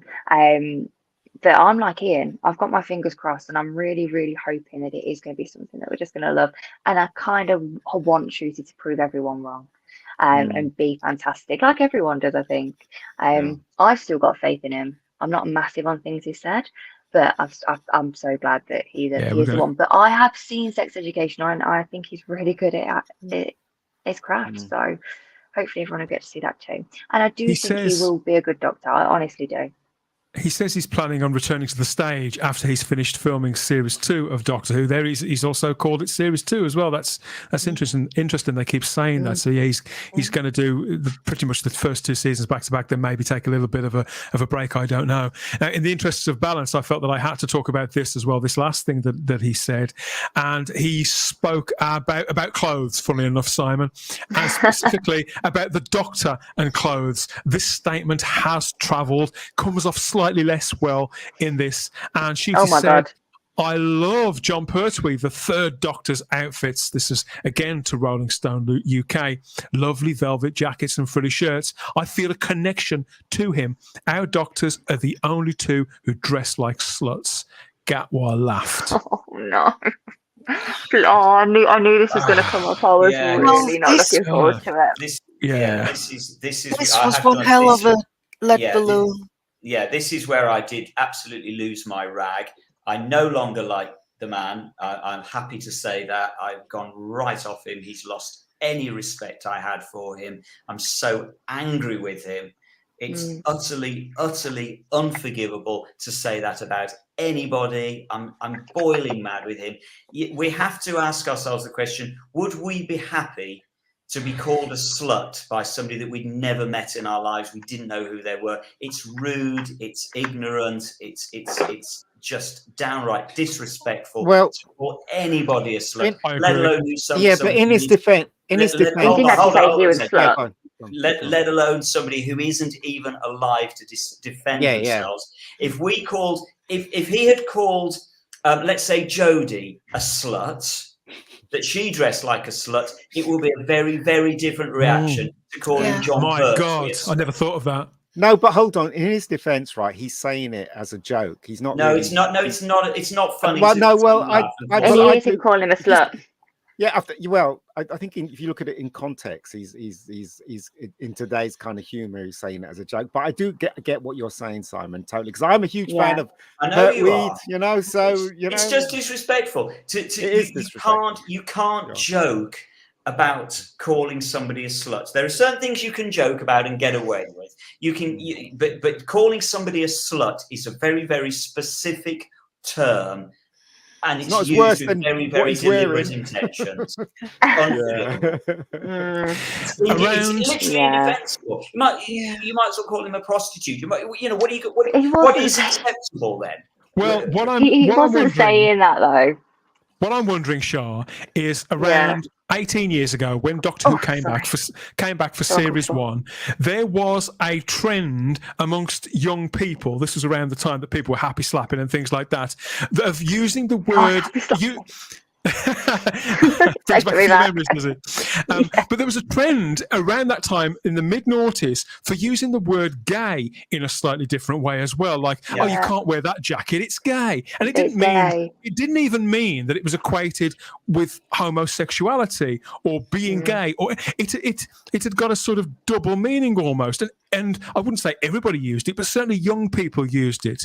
And now I'm starting to wonder, because I'm not a young person anymore, I'm starting to wonder, has the word slut taken on a new meaning that I'm not aware of? Or has it become sort of desaturated with but it's not so distasteful, is what I'm saying. Because he is laughing. Because Ian's right. I mean, he has said this clearly as a joke. I feel exactly the same way that Simon did. Pertwee's been dead for 27 years. Yeah. You say this about anybody else, they'd be slammed down on hard. But do you think this is what it is? It's a disconnect between generations of what he means and what he says. Yeah, that's what I think. I mean, I'm not defending him or anything like that, but I think he means it as a joke. I mean, it's a very different kind of world that we. But why did he have to use that word? I know. Sorry. Right, everyone can agree. You still have to ask the question. If he had said this about Jodie Whittaker, would we be having the same conversation? Not disagreeing with you, Simon. Not disagreeing with you. No, that's why it's indefensible and it's unacceptable. What he should have said is, I feel a connection to him. I feel a connection to him because he was a fashionable doctor. He loved his outfits. He had that. That's what he meant. But that's not how it comes across, and it's you just still not wouldn't say it's about Jodie. No. I was down. Look, It's unacceptable. We all agree it is not. It was the worst choice of words to use. I am never ever going to say anything different. Yeah. He did not call him a slut, and this is where the difference is. And I'm not defending that either before anyone jumps down my throat, anyone in the chat. But he didn't call him a slut. He said dress like sluts. Me and my friends say it all the time. Maybe I do, but me and my friends say that to each other all the time, and it's something you do say with friends, or I don't know. I just be like, I even said it today to one of my friends. I was like, oh my god, you look a right slut. It's not nice. Like it is a joke, but to say it about someone who you have never met, to say it in a professional setting, to say it about someone who's been dead for God knows how many years. Yes, it is totally wrong, and it was the biggest misjudgment in words. I will never ever defend it, but I do understand how he meant it as a joke, and it has just backfired. But you'll notice not with younger generations, and there is a reason for that. It's not because he's calling John Pertwee a slut, and I don't care whether he was or not. He's just saying dress like sluts is literally loved his clothes, had this way about him. It's the worst thing to say, like I said, but it was so bad. But he did not mean it in that way. Looking at this comment from Will There's a Hadcroft. responsibility of the interviewer then Of to say, course. what do you mean by that? Can you clarify? Absolutely. Yeah. Will Hadcroft reminds us of the expression when people say, "Oh, that's sick," meaning it's a good thing. Yeah, and there's my always been kids say double meanings that, like that. But the challenge I would still lay down to Shooti is, okay, would you have said that about Jodie Whittaker? Yeah, and I know you wouldn't. So it's still indefensible. I don't care what anybody says. You can't let him off for saying it as a joke, or that he meant it, or it was a bad choice, or it's anything. I'd love to just say to Shooti, okay, would you have said it about Jodie Whittaker? And I know he would say, oh my God, no, of course I wouldn't say it about Jodie. But it's okay to say it about a dead white man. It's not, of course. It's not about that, Simon, either. I'm not going to get into that. But this is the world we live in, isn't it? This is the new generation of people, the way they express themselves. And I'm with Sharp. I'm also with Simon as well. I understand. I am with Simon as well. But I still think Simon's right. He should never have said it. It's unprofessional. And also, right, what is that? Kids are impressionable as well. I mean, I can't. I get what you're saying, Sean, and you are giving it that, that younger perspective. But it's no, I'm not even saying it. The blame's at Bad Wolf as well, like we were saying before. There should be somebody there with Shooti. It's not like tell him what to say, but this, he's holding the baton of this the legacy of this show. And his mouth's just running away all over the place. And it would have been interesting for somebody to get actually John Pertwee's kind of like a legend, and he is. You might get construed a different way. So yes, I think the blame lies with Shooti, with the interviewer, with Rolling Stone, and also everyone involved. Well, possibly also with Bad Wolf. It comes back to what I was saying earlier, that I would be surprised if this hadn't gone through the Bad Wolf publicity department, and so they've approved and said, yeah, it's okay, you can say that. I could be wrong, but Bad Wolf might not have approved it. I'd be really surprised if they hadn't approved it. Yeah, but we were talking about what sort of responsibility. I'm going to get back to Jake's comment and Will's actually in a sec, because really good points. Where is his agent? B, we said this, it maybe about the outfits. That actually bothers me so much less than this comment does, because it's very similar to when I think he and Millie Gibson were doing like a little tour of his trailer, whatever, and they were swearing on it, and I was just like, that just doesn't sit right with me. I didn't even like it when Moffat included the word arse in half of his bloody scripts, because he thought, it's a word that I can say pre-watershed and it's cool, so I'm going to use it like it's the only word I know, and that bugged me as well. So there is a theme in that where you do have to keep professional and keep it to your audience, and that's what bothers me. I don't like what he said. I don't agree with what he said. I never have. I'm playing devil's advocate on a massive scale by saying that is something that people would say, but not about dead people. Would he if he was friends with Jodie and said it privately, I'm sure he would say you're dressed like a right slut. Do you know what I mean? But like, it's not calling someone a slut. It just doesn't mean if I said to Simon, you are a slut, that would be really offensive, and I would never dream of actually saying it in all seriousness to you. If I came to you with one of your fabulous outfits and said, "Oh, Simon, dressed like a right slut," it is like a mate. It's not a insult. That's exactly it. You've hit the nail on the head, Shar. If you are mates, you could call me a slut and I wouldn't take any offence at all. If we're probably tears. Before calls me a slut and doesn't know me, I'm going to take offence, and that's the crucial difference. You should understand. And we'll cheers with a glass of Prosecco if we called each other a slut, I'm sure.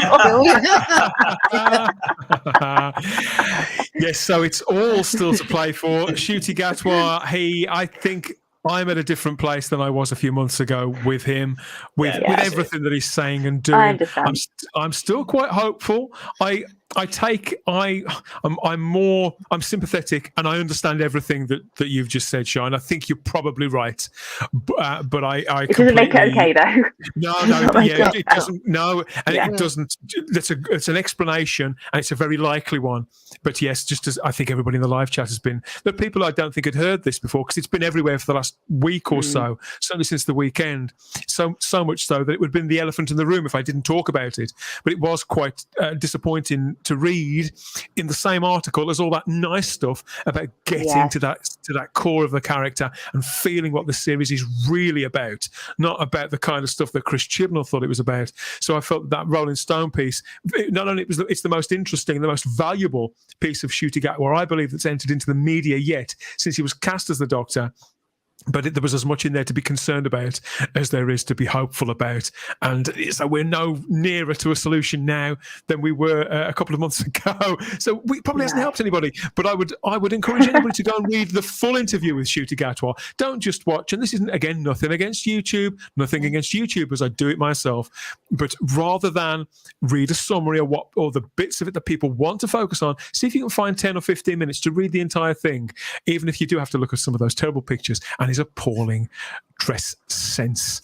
Yeah, Shooti Gatwa will be the Doctor from Christmas Day onwards. By the looks of it, we might get a look at him a little bit sooner. Rumours are bubbling away about all of that. I've no idea what to believe, but I'm quite excited about what we may or may not be getting when the series does eventually pick up again. God, it does not seem like it's been a long time coming, everybody.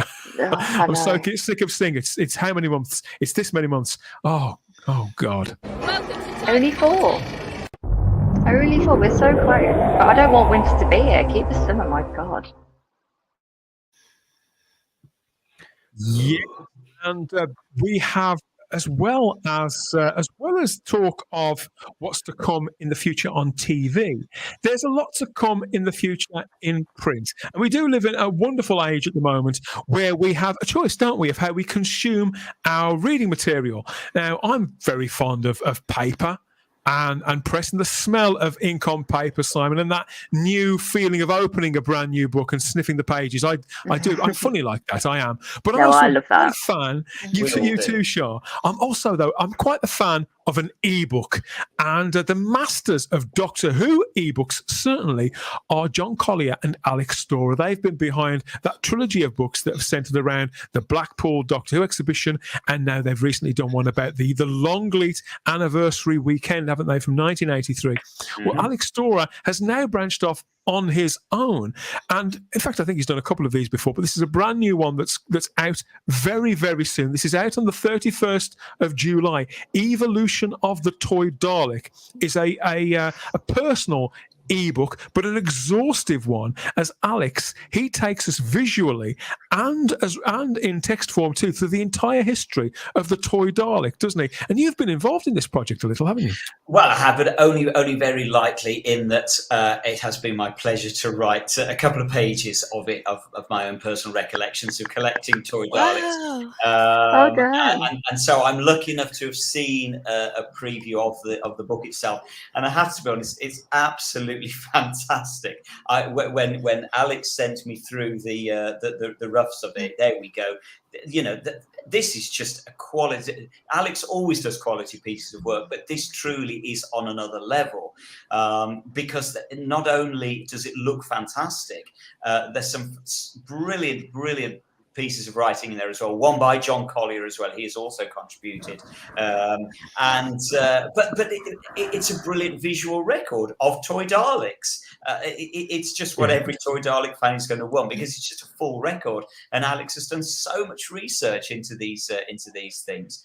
He's a Dalek. He's a Dalek obsessive, isn't he? I mean, many of us are, but Alex, he has got this sort of thirst for knowledge about the toys in particular, and he notices the little details, doesn't he? And I think you've got to have that kind of love to pour it into something like this, Sarah. Oh, absolutely. And, well, you know, it's all paying off. I mean, gosh, just look at them pictures. But yeah, this is going to go so well. Yeah, it should do. It deserves to. It's a cracking piece of work. And you'll be able to. In many ways, it's the definitive history of Dalek toys. It really is. It's been a labour of love. I mean, Alex was I think he was out of action for a couple of weeks. I think he just had an operation or something like that. And he wanted a project to throw himself into. And and to pull it all together like this. It's beautifully designed. Alex is a fantastic designer and illustrator. And he knows how to communicate this volume of information, to boil it down and to make it really, really readable. So this is out. You'll be able to download this in PDF form from his website, 70.net, from this coming Monday, the 31st of July. And it's completely free, and it's up there in perpetuity, so it's not going anywhere either. But I would encourage you, particularly when we've got holidays are coming up. You can take this on a tablet if you're going on holiday, or you can read it in the car if you're being driven somewhere. I don't know, but this is a really, really nice thing. And I've been picking my way through it. I was lucky enough to get sent a preview copy of this too, and there is so much in this that I either had completely forgotten from years ago that I coveted on the shelf in a toy shop, Simon. But there's loads here that I had no idea existed, and so to see that and or put into chronological order as well, I think this is something really, really nice. Just like the Blackpool stuff, a real gift to the fans from Alex Storer. And you can find him, he's on social media as The Light Dreams. He's a musician as well, sickeningly talented, Alex is. But this ebook really is going to be, again, I suppose if you dip into it and use it as a reference book, it's one thing. You can actually sit down with the entire thing, Simon, and that's quite a rare thing nowadays, isn't it? Because people make such disposable books, print books, and ebooks. That this is lovely, and I wish Alex every success with it. Yeah. Well, I mean, what he's done is he's got some sort of personal recollections, as I say, in there as well. One of which is mine. There's other people in there, as you can see.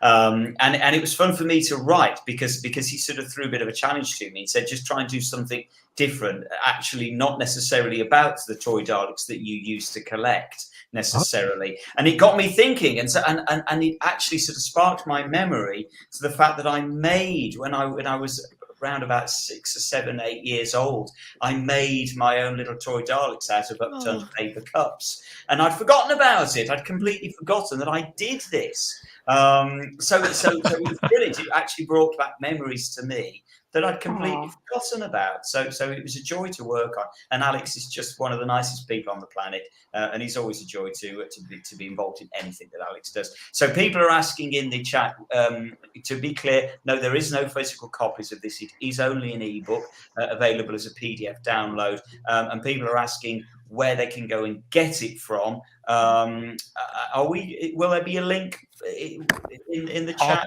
I'll put a link in the description of the video and the show notes for the podcast there, but it is 70.net.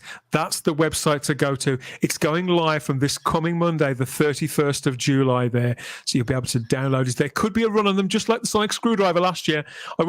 You never know. They could crash the website for all we know. I'm not sure. I think Alex is hoping for that. May I just interject very briefly? Thank you, Alex. Oh, sorry. Yes. I think I might be lagging. I didn't mean to cut you off. So I recently went. It's only because Jack Thursby said, "Where can I buy a physical copy?" And I wish I had a physical copy too, Simon. That would be wonderful. I went into Forbidden Planet yesterday, the day before. I think I said this to you guys, and found the smallest section of Doctor Who merchandise. So I'm going to go on a bit of a hunt. I've decided to see where there is, and apart from the Who shop, because I'm very aware that they have a lot of stuff, just sort of find where more things are going to be, because I'm thinking maybe just Forbidden Planet haven't got certain things, blah blah. And I wanted to know, guys, in the chat, if you can send me anything or any shops that you're aware of, anything that has any sort of up-to-date merchandise, that would be really wonderful. I'd like to go and see it because I am lacking in and then you can report back to us and tell us where the good stuff is. Yes. Could be our rogue report on the ground. I wasn't going to go for that. Well, you are now. I didn't mean it like that either. But I would just like to know where you can find certain things, because it's very very sparse at the moment, and I would love to sort of see what you've got.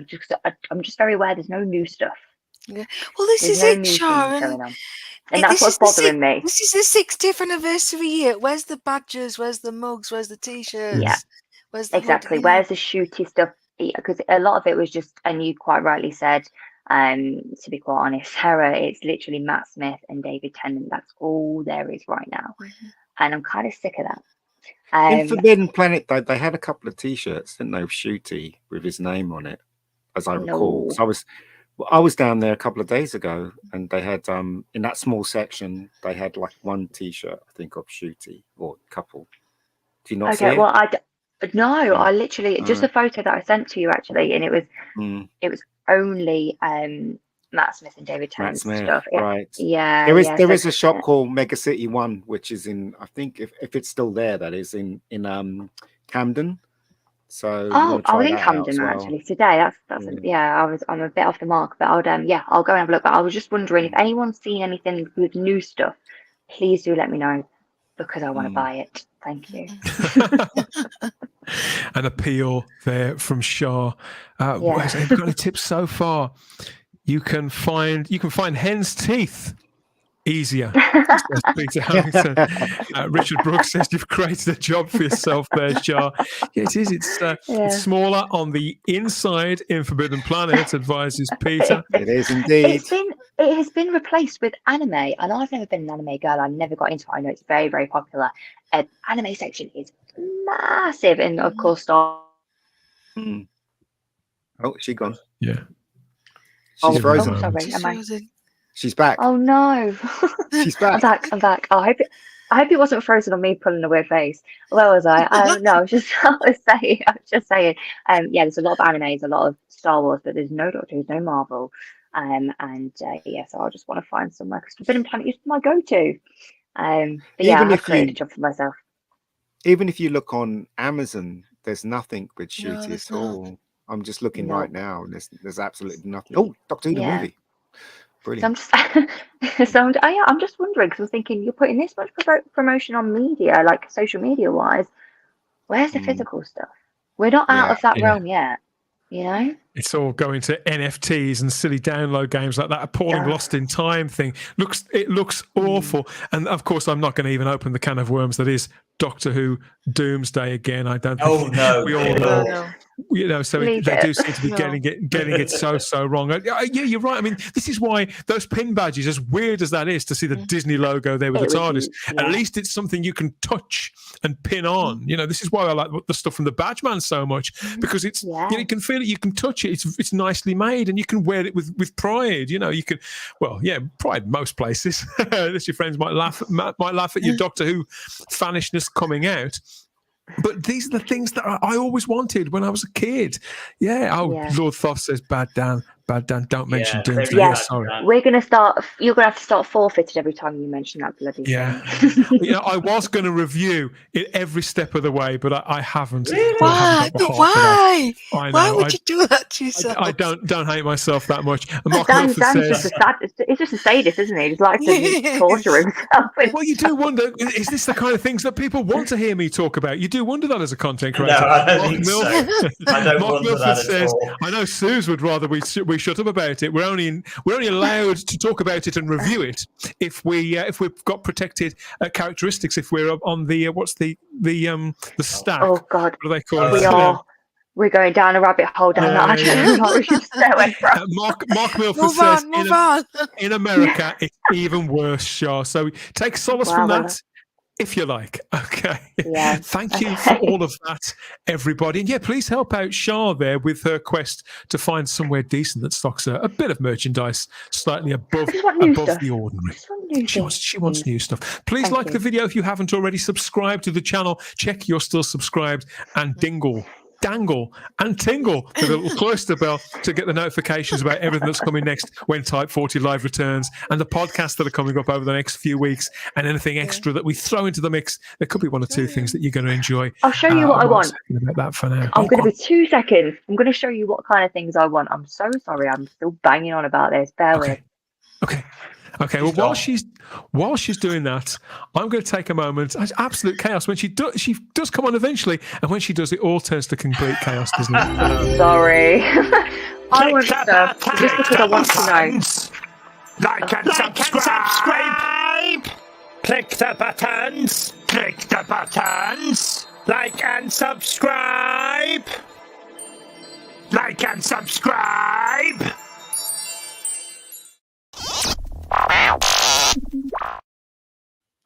Rude. The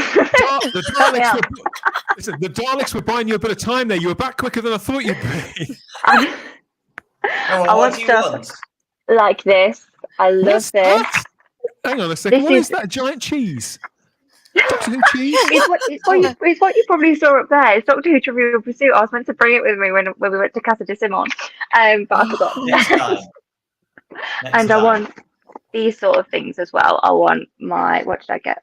Hold on a second. It's a mug that I've never taken out of the box actually. The shopping channel. Game on. Oh, is it the heat one? Wow. I'm on QVC right now.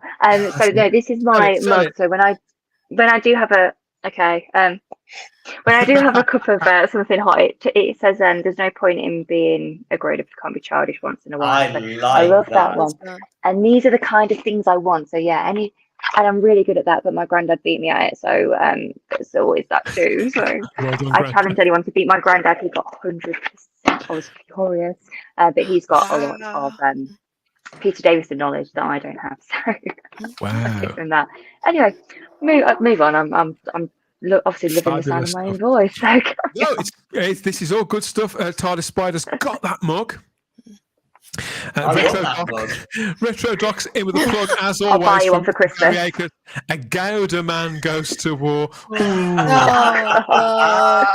That's unbelievable. Shaw, the don't encourage him. Don't encourage him. Justice for Doom, says Richard Brooks. That hashtag is not going to start trending here, buddy. People are asking what's happened in it. Don't bloody ask me. Go and ask Suze Kempner. Tweet at Suze Kempner on Twitter or X or whatever it's called now. Go and wind her up a little bit. Don't wind me up. Thank you for the comments, everybody. Don't wind me up.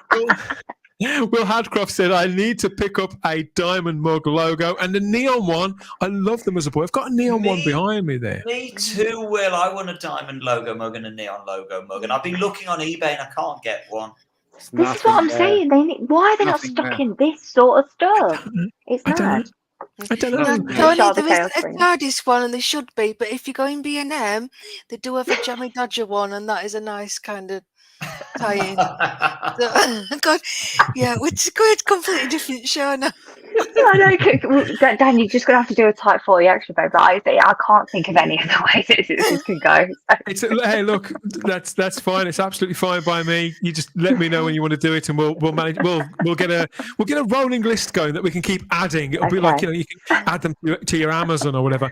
Jack Thursby said the most recent Doctor Who purchase for him has been the John Pertwee Dapol figure this very week. Ian, his own little John Pertwee.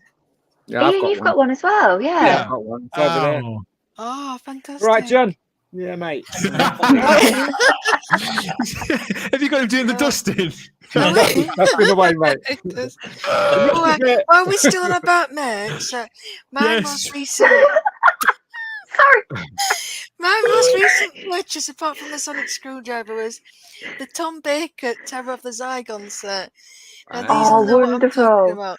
So if you've been on character options recently on the site, you might have noticed that they're practically giving away the Yaz Graham Ryan, if so, you sent us I this. couldn't buy the Terror of the Zygons set without this one. They came together for $9.99, and I said in the Type 40 chat, does anybody want this set? And of course they all just laughed at me.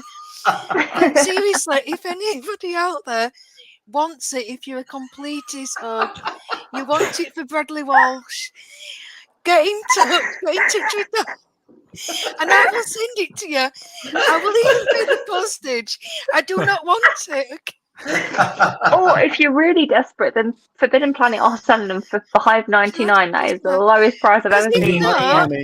Too much. Not, it's either going to Simon's house when I see him next, or I'm It's going not. to Dan for Christmas. So if you want to save Dan and Simon from this fate, please take it off my hand.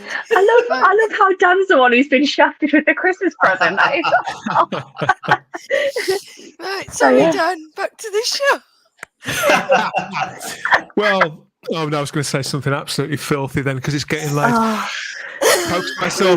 Walk myself down from the dirty joke. Yes. Oh yes. So, any takers for Starry-Eyed Girls unwanted merch there? By all means. I'm so sorry that I started it. Oh bloody hell! Somebody, how am I going to get out of this? How am I going to get out of this one? I think probably with one of these. Blimey. TARDIS Spider says, friends don't give friends Whittaker era figures. Quite true, TARDIS Spider. It is time for us to hair off into the distance now, but as ever, we're rounding things off with a last look through the windscreen here with David Burton, the new Doctor Who, and through the windscreen at the view screen for our regular eye into the schism in search of the prettiest pictures from out there in the Whoniverse.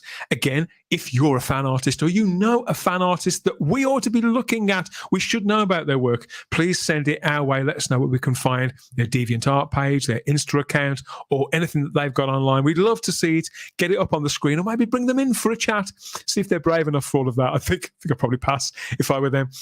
But first of all, we've got this brand new one from Ian Cartoons.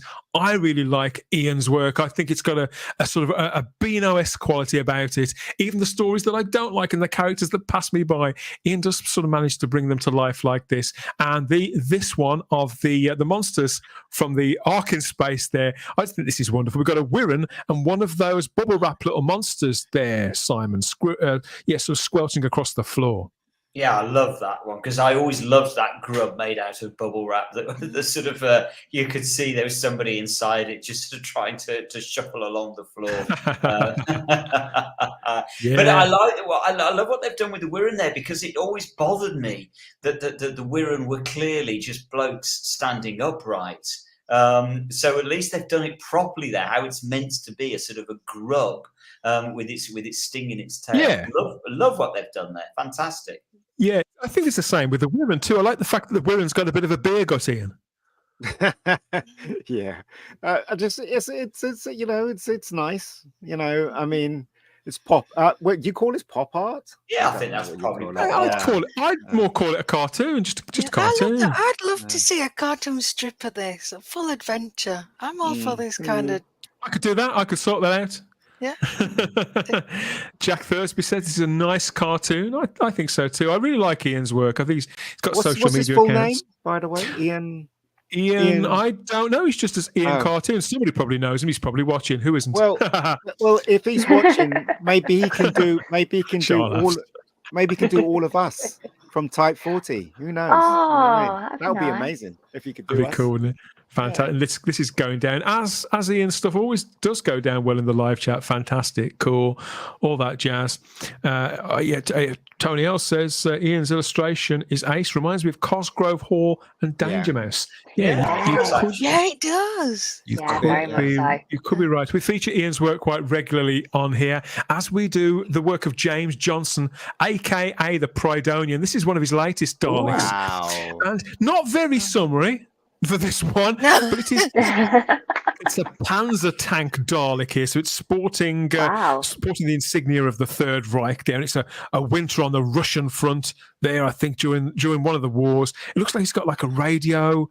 a radio transmitter on his back with a cord, and the helmet of the Dalek looks a lot like a German helmet from the First World War rather than the Second World War. Come to think of it, I'm not sure. I love all the rivets and things. So this is something a little different from James, isn't it? But I like the way it's also slightly distressed. I like the Dalek in the background's being killed and its head's on the floor there. It's quite nice. Oh, good spot, But somehow I got the feeling he used AI to do this. I got the feeling he maybe did. It could be a mixture still of things. Good. Yeah, it's still good. It's good. Oh, it looks awesome. It's very atmospheric. Yeah. Of all the Dalek artists we look at on Type 40 Live quite regularly, James is probably the one that's most proficient. There doesn't seem to be anything that he can't do with Daleks. And I think he does use different programs to get them to do different things. But this one, despite it not being particularly seasonal, this did jump out at me. It reminds me of one of those films like The Longest Day and the films that star Burt Lancaster and Richard Attenborough and people like that. And Richard Todd. It's good. It's a wonderful piece of art, I would call it. But it's good. I like the way he's even managed to make to get the head dome look like a Nazi stormtrooper helmet. Helmet. It's very clever.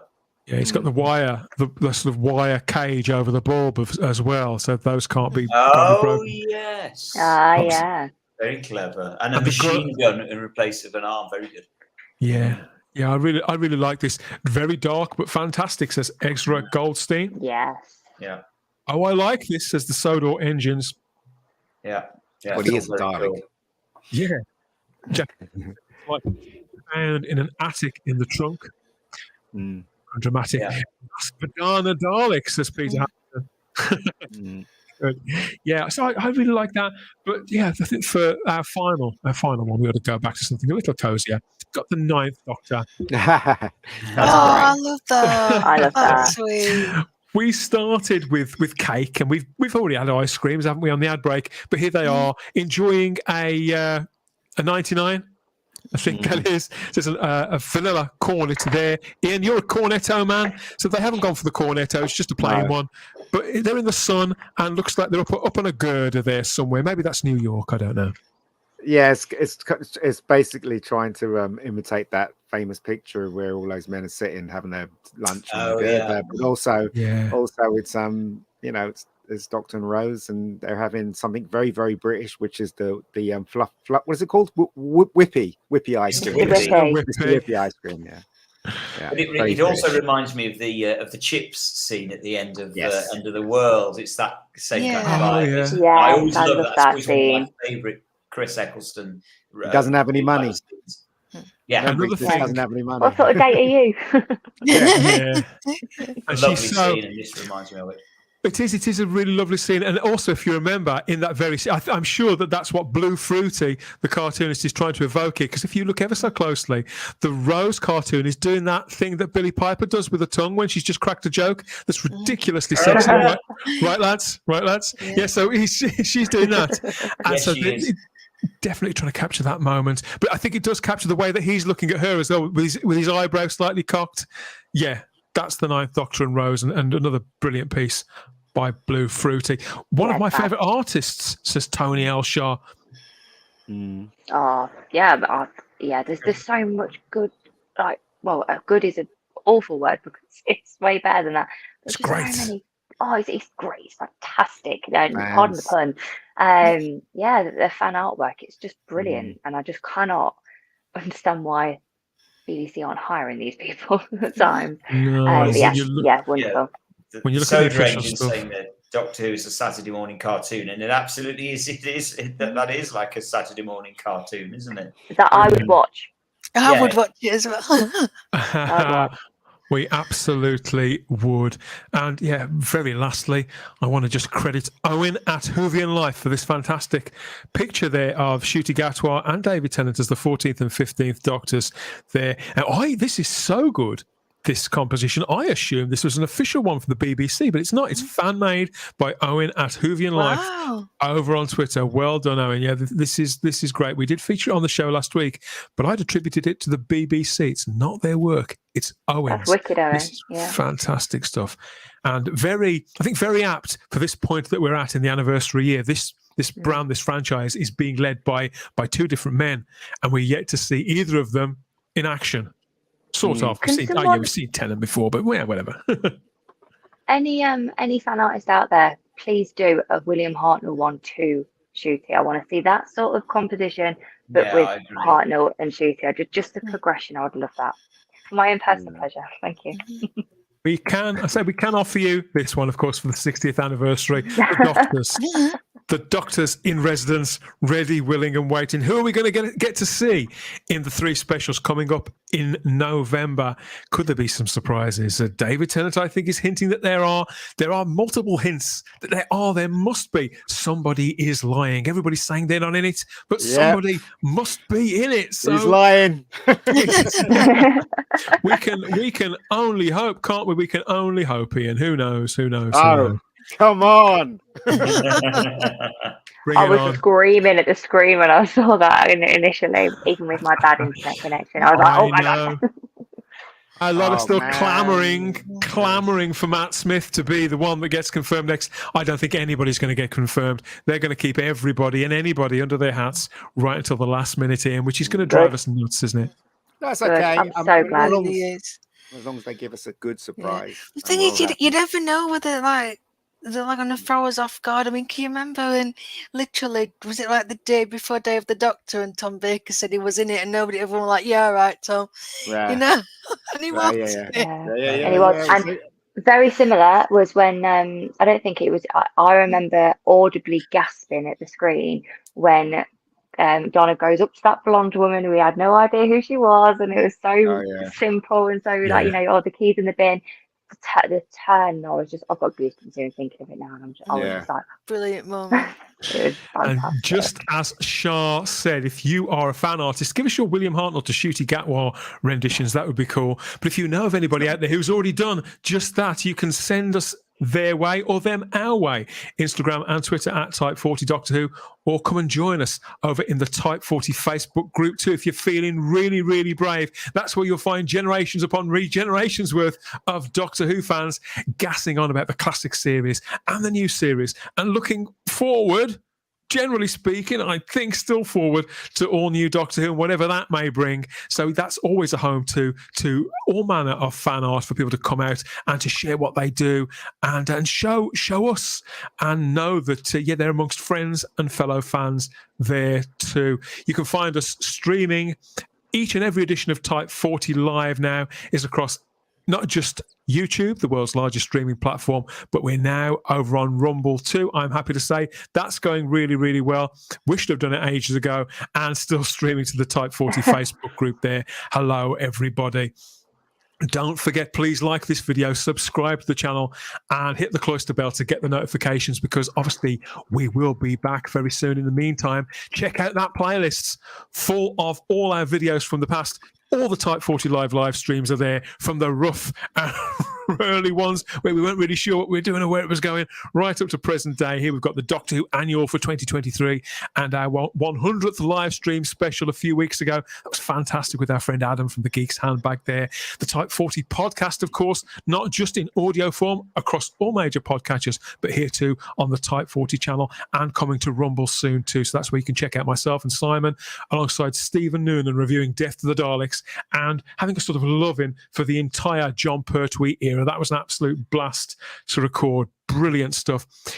One last look in the live chat, I think.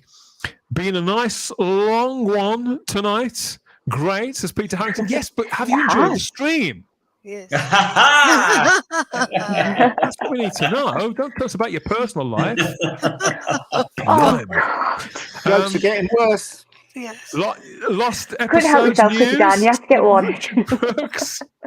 That's because Jack Thursby was asking about whether there's any news about the lost episodes yet. No, Jack. There's no definite news yet. But there's on the Western Front. Yeah, lots of rumours, and I'm hearing various stuff on grapevines that just makes me wonder. Don't know. Oh, that's making They've got to deliver something. There's got to be something up their sleeves. I think there's. Yeah. I'm gonna go on record actually now. I'm gonna say that there will be a missing episode that will come to light before the end of the anniversary year. Oh, going to go out there and notice how quiet we all went. Yeah, I know. I'm going to just place my bet on that. The Geeks handbag is in. Our mate Adam. I'm so glad you could make it here. And it was also Adam's birthday this week. It's it. Happy birthday, Adam. Happy birthday for yesterday, mate. Good to see you. Thought I'd drop in to watch tonight's live stream I'd missed, and to my surprise, you're still live. Yeah, you've just made it in time. He's got his little shocked face there. And, in fact, he was on. There was a photograph of Adam with a great big cake, wasn't there? Yes, there was. We're back to cake. More cake, Sarah. More cake. And Crimpling the Blues in with his recommendations. You can check those out, no doubt. He'll add some comments there over on YouTube too. We always appreciate those. Crimpling the Blue, and he's telling us where we can see the stars of Doctor Who on the telly. Have a lovely Friday and a wonderful weekend, guys. Oh, that's from you, Shah. That's from you. Well, she's got it. You too. And before we go, Dan, I just need to talking about birthdays.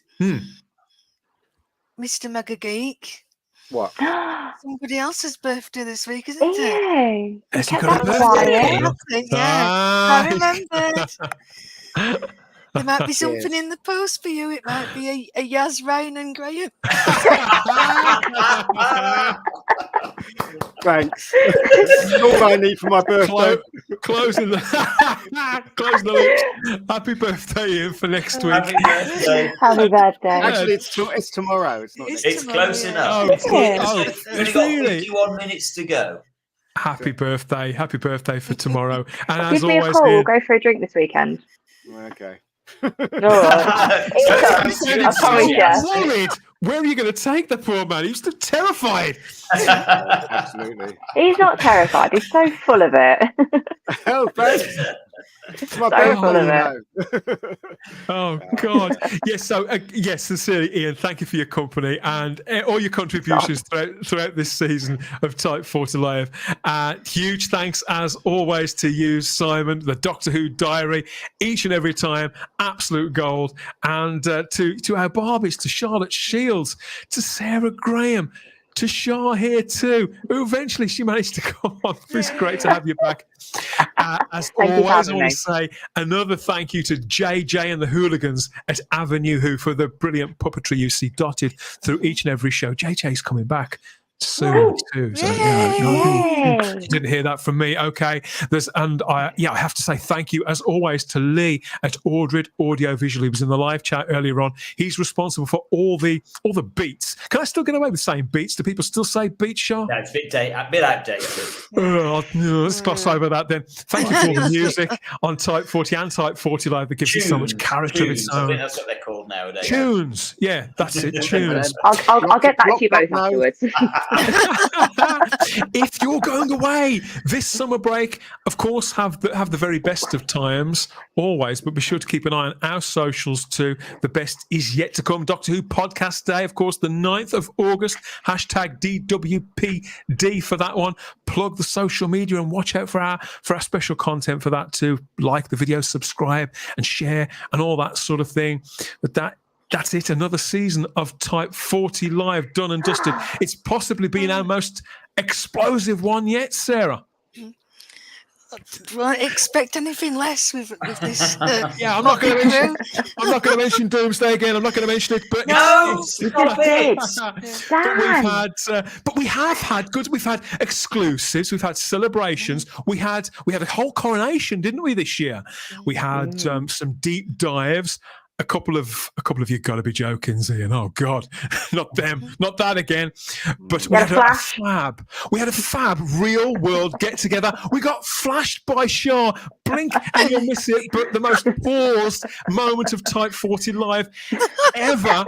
There was an unscheduled departure, but there were fresh faces. And most importantly of all, the very best live chat family on this entire platform. So thank you, everybody. It wouldn't have been the same without you, or your comments, your likes, your shares, the dislikes too. Yeah, there's always one. It's fine. the dislikes count too. But it's all fantastic by us. Just keep subscribed, keep tuning in, like the video, subscribe, and share by all means. We always have the time. If you have the space here at Type 40 Live, don't we, guys? We do. Thanks for everyone in the chat. Thank you, everybody. Best chats on YouTube. We love you. Indeed. Thank you, folks. See you soon. Bye-bye. We'll see you back for more on the next season of Type 40 Live. That's it for this time. Have a great rest of the summer. Speak to you all again soon. Bye-bye. Bye. Bye-bye.